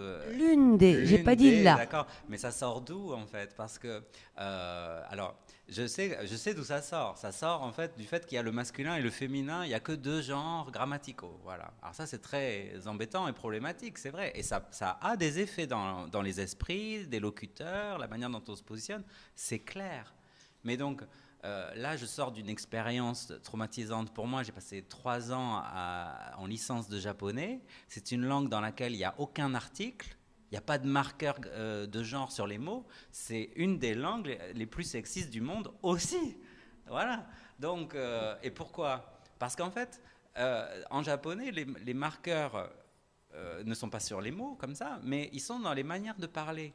C'est-à-dire, selon que vous êtes un locuteur genré homme ou genré femme, vous allez utiliser des terminaisons à la fin des mots, des formules qui ne sont... Donc on ne peut pas parler pareil, si bien qu'un garçon japonais qui est grandi aux États-Unis avec sa mère, il est obligé d'aller faire des stages de revirilisation linguistique au pays, quoi. Les femmes japonaises ne parlent pas la même langue que les hommes, en fait. Mais... Enfin, non, mais c'est pas exactement la même langue. On n'a pas d'équivalent dans la langue française, quand même. Donc, il est clair qu'il y a eu... il y a en ce moment un travail très important qui est en train de se faire, d'une part, de relecture de l'histoire de la langue, avec la fameuse histoire du masculin qui l'emporte sur le féminin, l'histoire de cette règle, les autres manières d'accorder possibles. D'autre part, sur l'invention de pronoms, donc moi aussi je fais l'erreur, de pronoms et peut-être même d'articles différents. Donc, effectivement, un travail qui a pour fonction de déranger l'ordre. Et là, je suis tout à fait d'accord avec toi sur le fait que si c'était institutionnalisé, je ne sais pas ce que ça donnerait. D'ailleurs, sur cette question de la rue que tu as citée tout à l'heure, là, Cyborg, Libère-toi, c'est ça? Libère-toi, Cyborg. Libère-toi, Cyborg. Elle a une petite polémique avec moi, elle est mignonne. Elle dit même Thierry Hockey a compris qu'il y avait un problème avec l'article puisqu'il l'a enlevé. Parce que dans mon livre, je parle de cyborg. Voilà. Mais elle le rajoute. La cyborg, voilà, elle le reféminise. Pourquoi? Parce que même quand on enlève l'article, on est soupçonné de... voilà, il vaut toujours mieux féminiser que rendre ambivalent, en fait. Mais c'est souvent utilisé au pluriel, les cyborgs, parce qu'ils peuvent être justement dans cette idée d'identité multiple et plurielle. À la limite, c'est plutôt les cyborgs et non pas les ou la qui devraient être finalement utilisés. Si on veut reprendre justement cette idée d'ouvrir l'identité de façon plurielle et presque contradictoire à elle-même pour ne jamais renfermer l'identité, enfin ce qu'on appelle l'identité. Mais, moi, j'insistais sur le côté extrêmement figé de la langue française par rapport au fait que, simplement un exemple, c'est, on parlait de science-fiction tout à l'heure, la science-fiction invente régulièrement des mots. Et c'est beaucoup plus facile, en fait, dans une langue germanique, que ce soit en allemand ou dans une langue agglutinante, comme l'allemand, le russe ou l'anglais, etc. On peut inventer n'importe quel mot et tout le monde l'aura compris. Alors que Mais dans en français, tout le monde comprend l'enseignement... bien, c'est que les gens veulent pas comprendre. Non, non, C'est mais au dans, niveau oui, mais communication, dans il y a pas l'enseignement de- du français, on a moins accès à la structure intime de la langue, aux suffixes, aux préfixes, etc., pour construire un mot, beaucoup moins facilement. C'est ça que je voulais dire, en fait. Ouais, c'est un peu la différence qu'on fait en linguistique entre structure et norme, où la structure serait quelque chose de vraiment propre à la langue, avec des règles qui sont difficilement modifiables si on veut encore se faire comprendre, et la question de la norme, qui a rien de linguistique, qui est sociale en fait, et qui est ce qui impose et qui fait que c'est difficile de bouger, de proposer, etc. Et du coup, juste sur cette question, le genre, il est particulièrement intéressant en linguistique parce que c'est un peu la seule catégorie qui est à la fois une catégorie grammaticale et qui est une catégorie sociale. C'est-à-dire que le nombre, c'est pas une question de rapport social de pouvoir, et la race, c'est pas grammaticalisé, par exemple, ou la classe non plus. En tout cas, pas au même niveau. Pas au niveau de la langue, en tout cas. Voilà, pas en termes grammaticaux. Et donc c'est intéressant, enfin c'est intéressant, c'est dramatique aussi, mais c'est assez intéressant quand un rapport social est grammaticalisé et inscrit de manière structurelle à ce point, effectivement, dans la langue. Et du coup, pour revenir à la question sur la cyborg et sexe-genre, pour moi, dès qu'on travaille là-dessus, on est sur cette catégorie work que propose Haraway, et avec cette idée que c'est un pot de miel, et elle revient tout le temps là-dessus. C'est-à-dire qu'à la fois, mais ce que disent beaucoup d'autres féministes, il y a cette question de la catégorie femme, par exemple, ou genre, en fait, on s'en sort pas. À la fois, elle est là et elle est tout le temps là. Il faut toujours qu'on la saisisse. Et à la fois, on la dépasse pas. Et à la fois, il faut jamais s'en saisir parce qu'on se salit déjà les mains si on l'attrape et qu'on est déjà pris dans tous les rapports de pouvoir et que c'est toujours cet aller-retour entre mobiliser la catégorie, la démobiliser, la retransformer, travailler sur la catégorisation. Et je crois que sur les catégories grammaticales, c'est aussi la même chose de manière peut-être un peu plus inoffensive, mais... ouais. Dans ce sens, je conseille entre autres la lecture des romans d'Anne Leckie, qui est une autrice de science-fiction traduite par Patrick Marcel, dont la première trilogie, celle de l'Ancillaire, est entièrement féminine. Et la deuxième, Provenance, crée justement des pronoms non genrés, des pronoms qui englobent tout ce qu'on veut et qui, à ce niveau-là, est très, très, très intéressante au niveau de la langue. Il y avait plein de questions, je crois. J'ai des questions, un pour vous. Quand vous avez parlé d'égalité homme-femme, si vous pouvez développer l'idée plafond de verre. Voilà, Non, et la deuxième question, pour tout le monde. Quand on parle de femmes-machines, et vous parlez de pays comme le Japon, apparemment il y a un grand problème au Japon des hommes solitaires qu'ils ont arrêté de sortir avec des femmes et ils commencent à sortir avec des femmes-machines. Vous pensez quoi?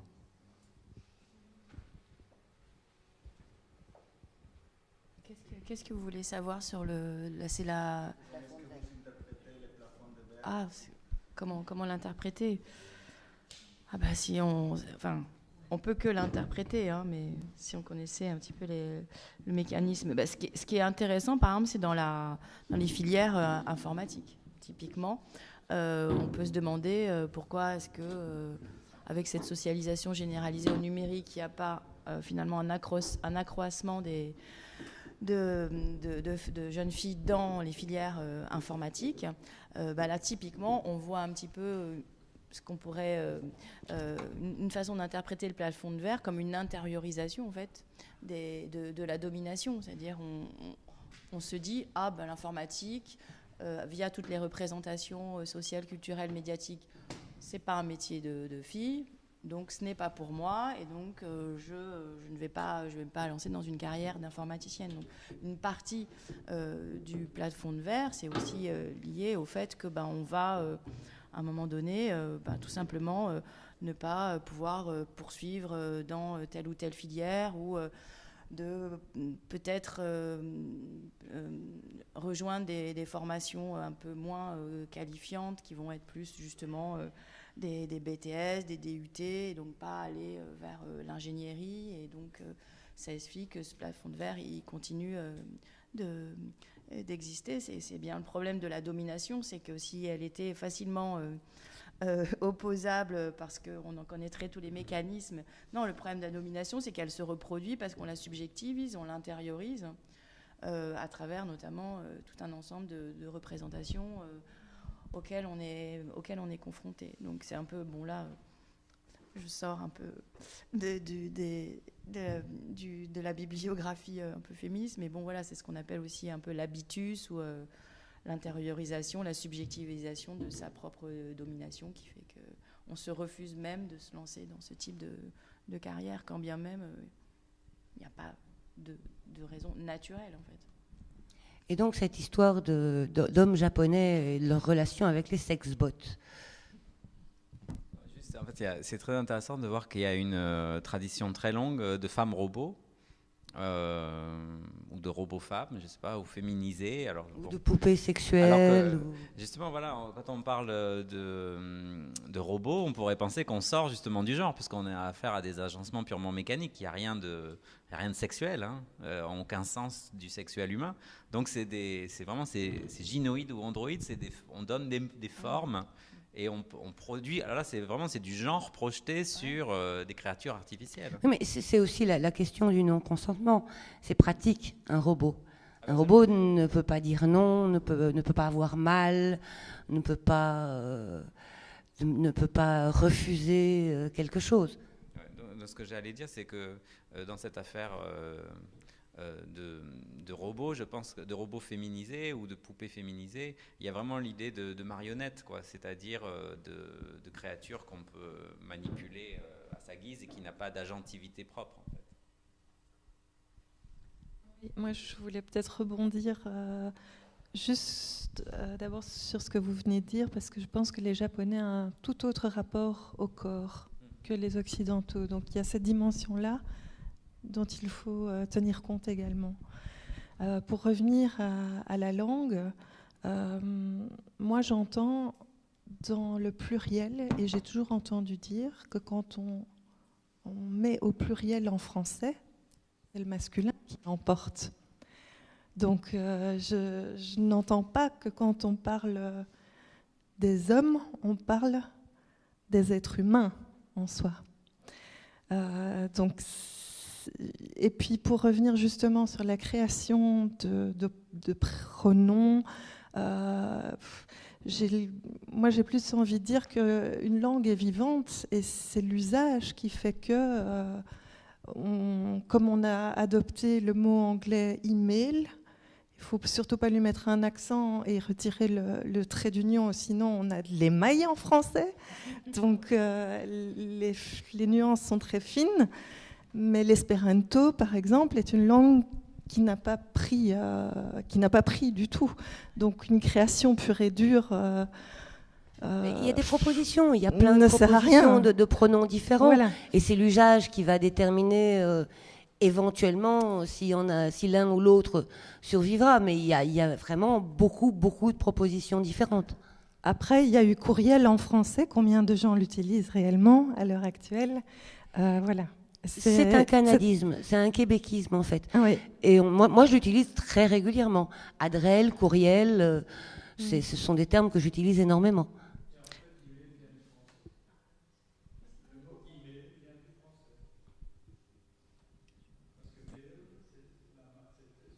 À l'origine, oui, mail c'est la malle-poste.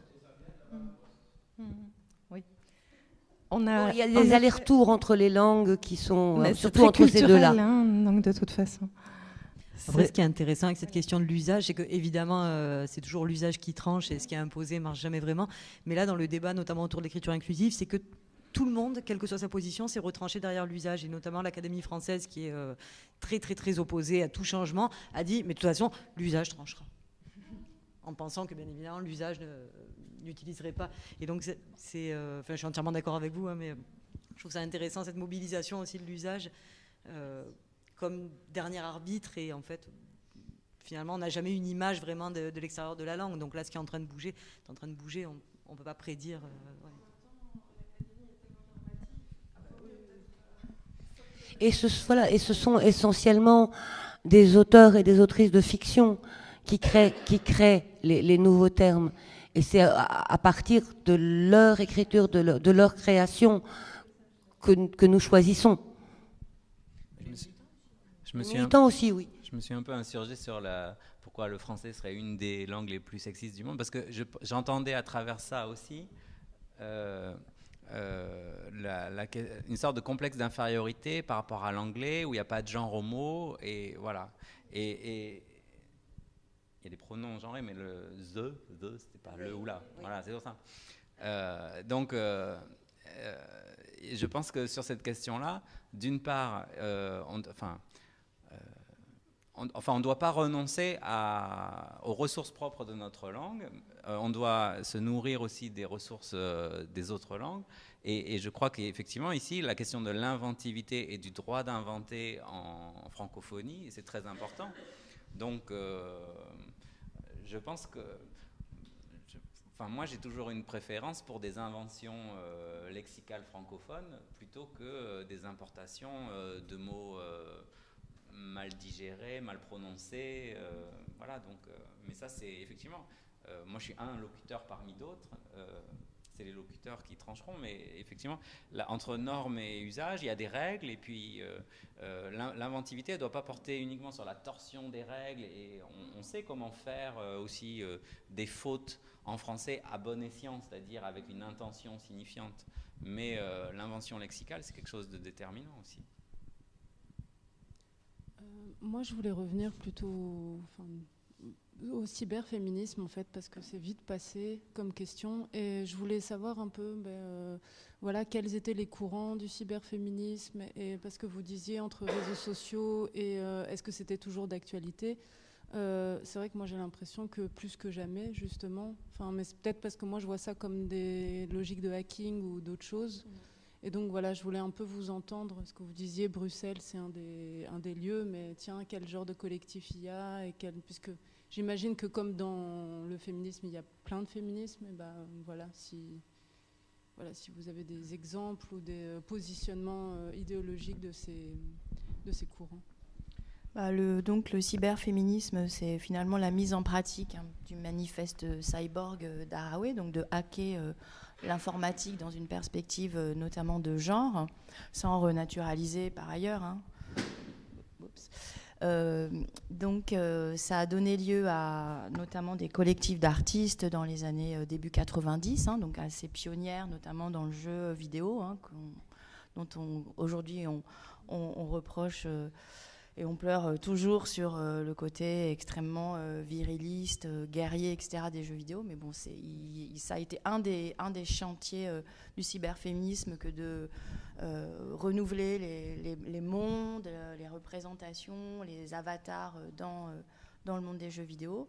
Vous avez eu donc des collectifs comme VNS Matrix, d'artistes. Donc ça, c'était plutôt la sphère artistique, donc le début du net art, voilà, qui était donc Nathalie Magnan, la traductrice de Manifeste Cyborg.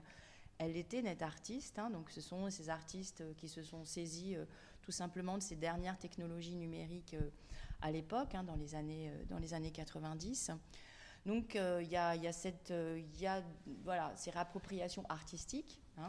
Et ensuite, il y a eu des réappropriations qui étaient plus techniques, en fait. C'était vraiment l'idée tout simplement d'avoir des ateliers de formation à Internet, au logiciel, à l'époque. Donc ça pouvait être, je ne sais pas, à l'époque, ça pouvait être SPIP, créer des listes de diffusion. Enfin voilà, donc c'était toute une partie très, très, très pratique et très technique. Et donc, bien sûr, le hacking comme...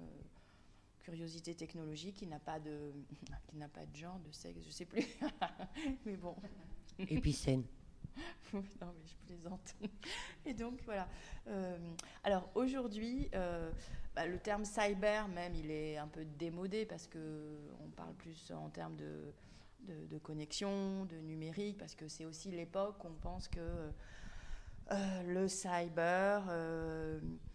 le monde qui s'invente à travers Internet, c'est un monde un peu en soi. C'est aussi donc l'époque où Hakim Bey rédige la TASE, où John Perry Barlow écrit la déclaration d'indépendance du cyberspace. Donc on imagine qu'on a affaire finalement à travers ce réseau informatisé d'un espace en plus, voilà, dans lequel justement il y a des émancipations possibles. Il y a des cyborgs qui peuvent justement prendre en charge justement ces machines. Donc Aujourd'hui, on pense moins en termes de cyber, c'est-à-dire de monde en soi, donc c'est un peu plus... ça va se poser autrement. Mais ce qui est intéressant, c'est que justement cette mission de formation à l'informatique connectée, aux différents outils du moment, elle est toujours d'actualité, puisque même si sur les réseaux sociaux, justement, il y a une féminisation des usages et des accès, et que donc le gender gap, comme on dit, il existe. Par exemple, dans le monde de la téléphonie mobile, vous aviez une étude qui avait été faite dans les années 2005-2006, qui expliquait qu'il y avait un grand différentiel, notamment dans la possession ou l'accès à un téléphone mobile, alors que c'est la technologie de communication la plus développée, la plus diffusée dans le monde. Donc il y a un gender gap, notamment dans certains pays en développement.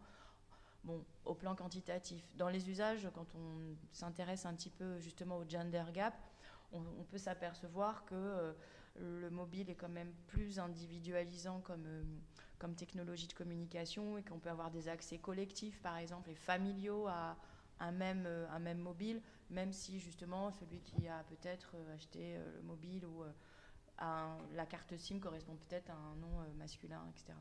Mais bon, ça c'est rentrer dans le détail. Ensuite, ce qu'on observe, c'est que la première scène cyberféministe, qui était plus sur le hacking au sens justement code informatique, eh bien, elle se développe aussi du côté du hack bio. Et donc, il y a aussi cette analogie entre le code génétique et le code informatique. Et vous avez aussi tout un ensemble d'activités qui supposent aussi quand même malgré tout des outils numériques et de la connexion, mais du côté du hack bio. Et donc, il y a notamment aussi toute une scène qui va s'intéresser aux objets connectés et au do-it-yourself, donc tout ce qui se développe aujourd'hui autour de la fabrication personnelle, donc dans les Fab Labs et autour justement de l'idée de aussi s'emparer dans une perspective de genre de ces objets connectés. Et donc, par exemple, il y a tout ce mouvement de développer des objets autour de la gynécologie, do-it-yourself. Et donc, de faire en sorte que tous ces instruments, qui sont aussi des instruments de pouvoir, d'examen des femmes, soient réappropriés par des collectifs féministes, et qui vont développer des objets d'auscultation, notamment faits pour et par des femmes. Donc là, je tourne autour du groupe, c'est donc Open Ecography, et c'est une des toutes premières cyberféministes, il faut que je retrouve son nom, qui est en est un peu à l'initiative. Ouais, comment s'appelle-t-il, chaîne bon, mais voilà, donc ça c'est vraiment une histoire intéressante. Le hack bio, et ensuite le do-it-yourself et les objets connectés qui sont les nouveaux, finalement c'est l'état du numérique aujourd'hui, quoi. Je vais retrouver le nom parce que ça m'énerve. Bonsoir. Moi je voudrais revenir à l'utilisation de termes. Notre vocabulaire n'est pas innocent et plonge évidemment ses racines dans le bocal, et j'essaye de sortir du bocal. Donc c'est vrai, il s'agit d'utiliser pour moi une écriture inclusive, mais tant que le mot directrice n'aura pas autant de valeur et de dignité que directeur, effectivement, il y a toujours des femmes et des hommes qui trouveront que c'est mieux directeur que directrice. Je me souviens avoir vu ici dans les bâtiments publics Madame Machin, présidente du Sénat. Ça m'a fait plaisir, quoi. Voilà. Je trouve aussi qu'en fait, outre la féminisation, il y a plein d'exemples où la différenciation et la différence de niveau, de dignité ou de qualité se démarquent. Par exemple, j'entends régulièrement à la radio les communiqués sportifs, et alors on dit chez les filles, les scores sont de temps et temps, et puis chez les hommes, c'est de temps et temps. C'est hallucinant. Faites attention dans les cocktails aussi, et donc les filles et les hommes. Non, les femmes n'existent pas. Elles sont mineures. Donc c'est vraiment... Mais même des femmes disent ça, les filles... Voilà, c'est de l'infantilisation, mais c'est tellement ancré que même des femmes ne feront pas le déclic. Donc voilà, pour les semaines qui viennent, surtout entre Noël et le Nouvel An, vous aurez tout le temps d'écouter à la télé, à la radio, c'est fascinant. Et alors, surtout les hommes, écoutez vos amis, vos copains. On trouve très facilement sur Internet les différentes études qui ont été lancées, entre autres depuis 1983 par Yvette Roudy, sur la féminisation de la langue, sur la recherche des féminins perdus, la recherche des termes qui ont été arrachés à la langue au XVIIe siècle par la première Académie française. Donc toutes les professions intellectuelles, toutes les professions de tête ont perdu leur féminin à cette époque-là. Et autrice est attesté en français depuis très longtemps, on a même l'étymologie latine, mais auteureux, par exemple, est aussi attesté au XIVe siècle en France dans un langage populaire. On a énormément de mots qui ont disparu et qui pourtant disent la présence des femmes dans un certain nombre de professions. J'en profite pour faire une page de publicité pour, si ces questions vous intéressent, pour la revue GLAD, qui est une revue qui travaille sur justement les rapports entre genre et langage, sur plein de niveaux, dans plein de contextes, et qui peuvent typiquement, il peut y avoir des articles sur ce genre de choses. Et, voilà. Une revue en ligne, oui, merci.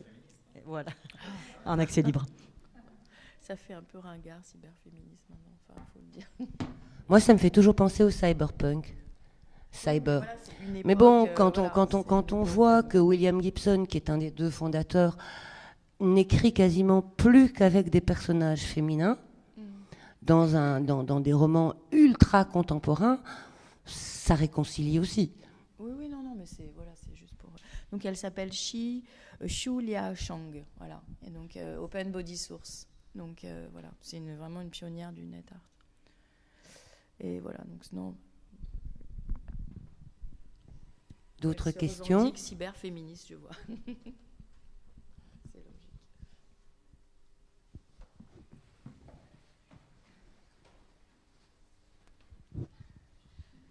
Alors, c'est sur la question du langage, mais pas du langage, pas du français ni de l'anglais. Au niveau du cyborg, il y aura nécessairement, si on veut, une hybridation avec un langage machine qui va produire un code. L'avantage de ce langage machine, c'est qu'évidemment, il n'est pas genré, puisque le pur langage machine, c'est du binaire. Alors, les langages informatiques, les utilisés aujourd'hui, certains ont été développés par des femmes. Ce sont des langages qui utilisent l'anglais, qui est relativement peu genré. Et cependant, les algorithmes que nous produisons aujourd'hui sont extrêmement genrés. Donc, parce qu'ils sont produits essentiellement par une grosse majorité d'hommes, due à la faible présence de femmes dans le secteur. Donc, croire que le cyborg est une libéralisation aller vers quelque chose de moins genré, certainement pas. À partir du moment où on va peut-être introduire dans un corps neutre, une pensée qui, elle, va être genrée par l'algorithme qui peut être en partie produit avec un biais masculin.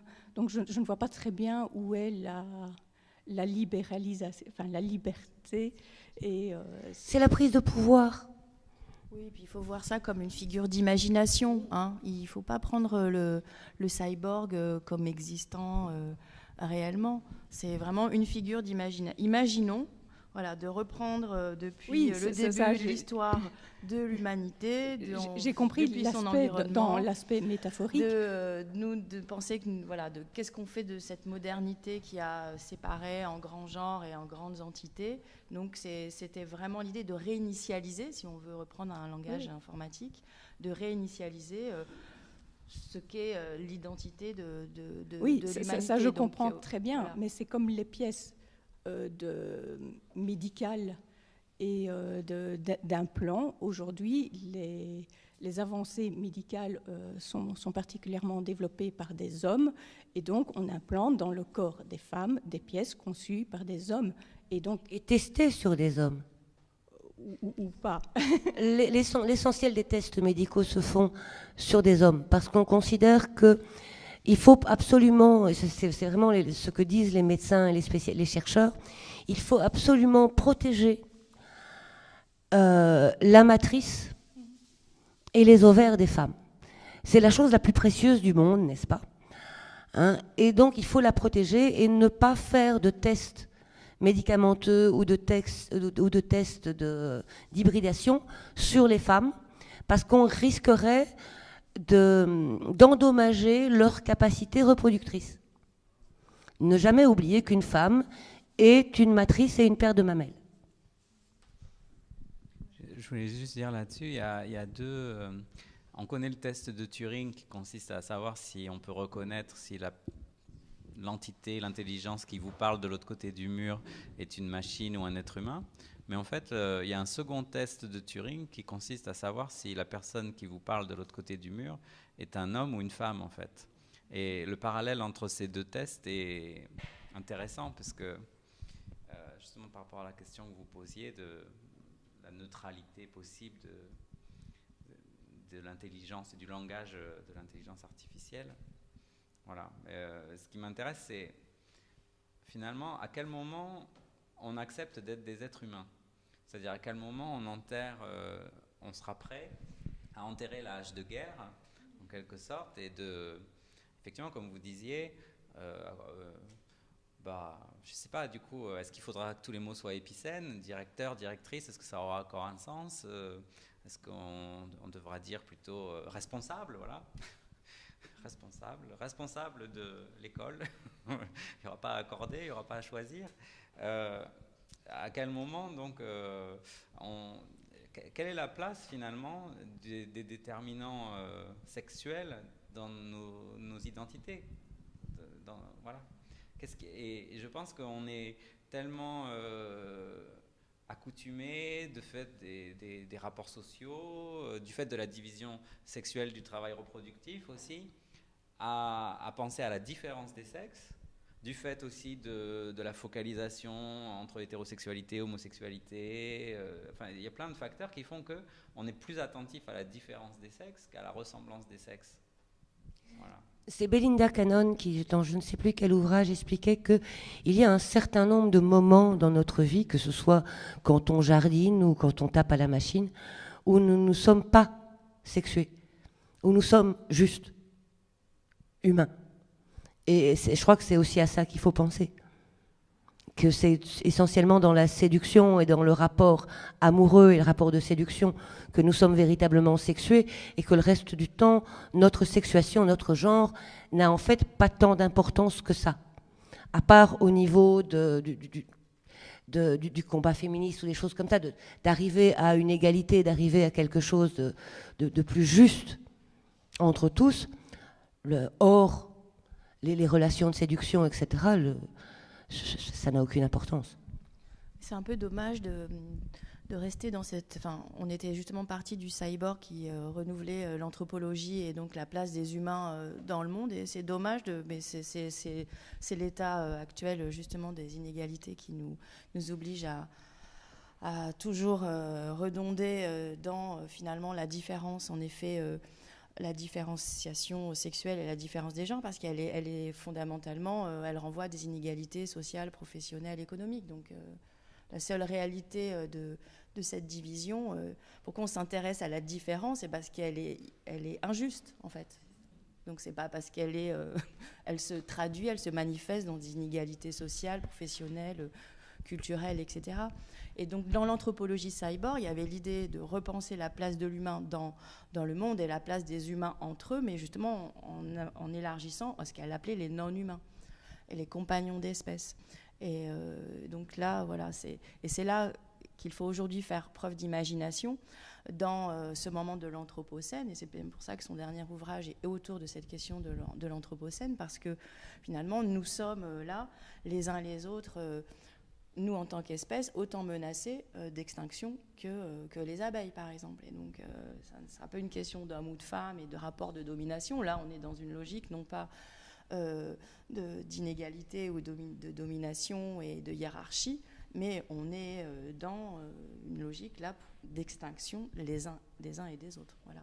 Et donc dans ce moment-là, bien sûr, on peut toujours rejouer, parce qu'elle est aussi notre affaire de tous les jours, rejouer cette inégalité sociale, professionnelle, notamment dans la nomination de nos professions, par exemple. Mais je pense qu'il y a un enjeu un peu plus large aujourd'hui, et une actualité du cyborg et de l'œuvre d'Haraway qu'on pourrait peut-être mettre à ce stade du débat. Moi, je trouve que c'est une excellente conclusion. Ah bon, en fait. voilà. Mais par contre, ouais. Mais par contre, est-ce que vous auriez, autant que vous êtes, des livres, des textes, des films, des séries, des choses à conseiller autour de ces questions-là? Peut-être que je voulais le placer, puis du coup, j'ai pas eu l'occasion. Mais alors, c'est pas directement sur le cyberféminisme, mais c'est un collectif qui s'appelle Hippolyta, qui est un collectif de chercheurs, hackers, queer et sûrement plein d'autres choses. Et avec un I, ouais. Et bon, on parlait tout à l'heure un peu de réseaux sociaux et de cyberféminisme, et qui font un petit peu cette distinction-là, en gardant une lecture très, très, très critique sur tout ce qui est réseau et plateforme, tout en lâchant pas du tout la question de technologie et en mixant aussi avec ces questions cyborg, en disant que c'est plutôt de la chimie, en mixant avec ces questions de genre, enfin, avec plein de choses. Et, ils ont fait plusieurs livres sur les GAFA, puis il y a un qui s'appelle l'illusion démocratique, je crois. Et voilà, ouais, ça me semble une bonne piste. Eh bien, merci à tous. Merci à vous trois d'être venus de loin pour nous parler. Merci à vous tous d'être venus ce soir. C'est l'heure de boire un coup, non ?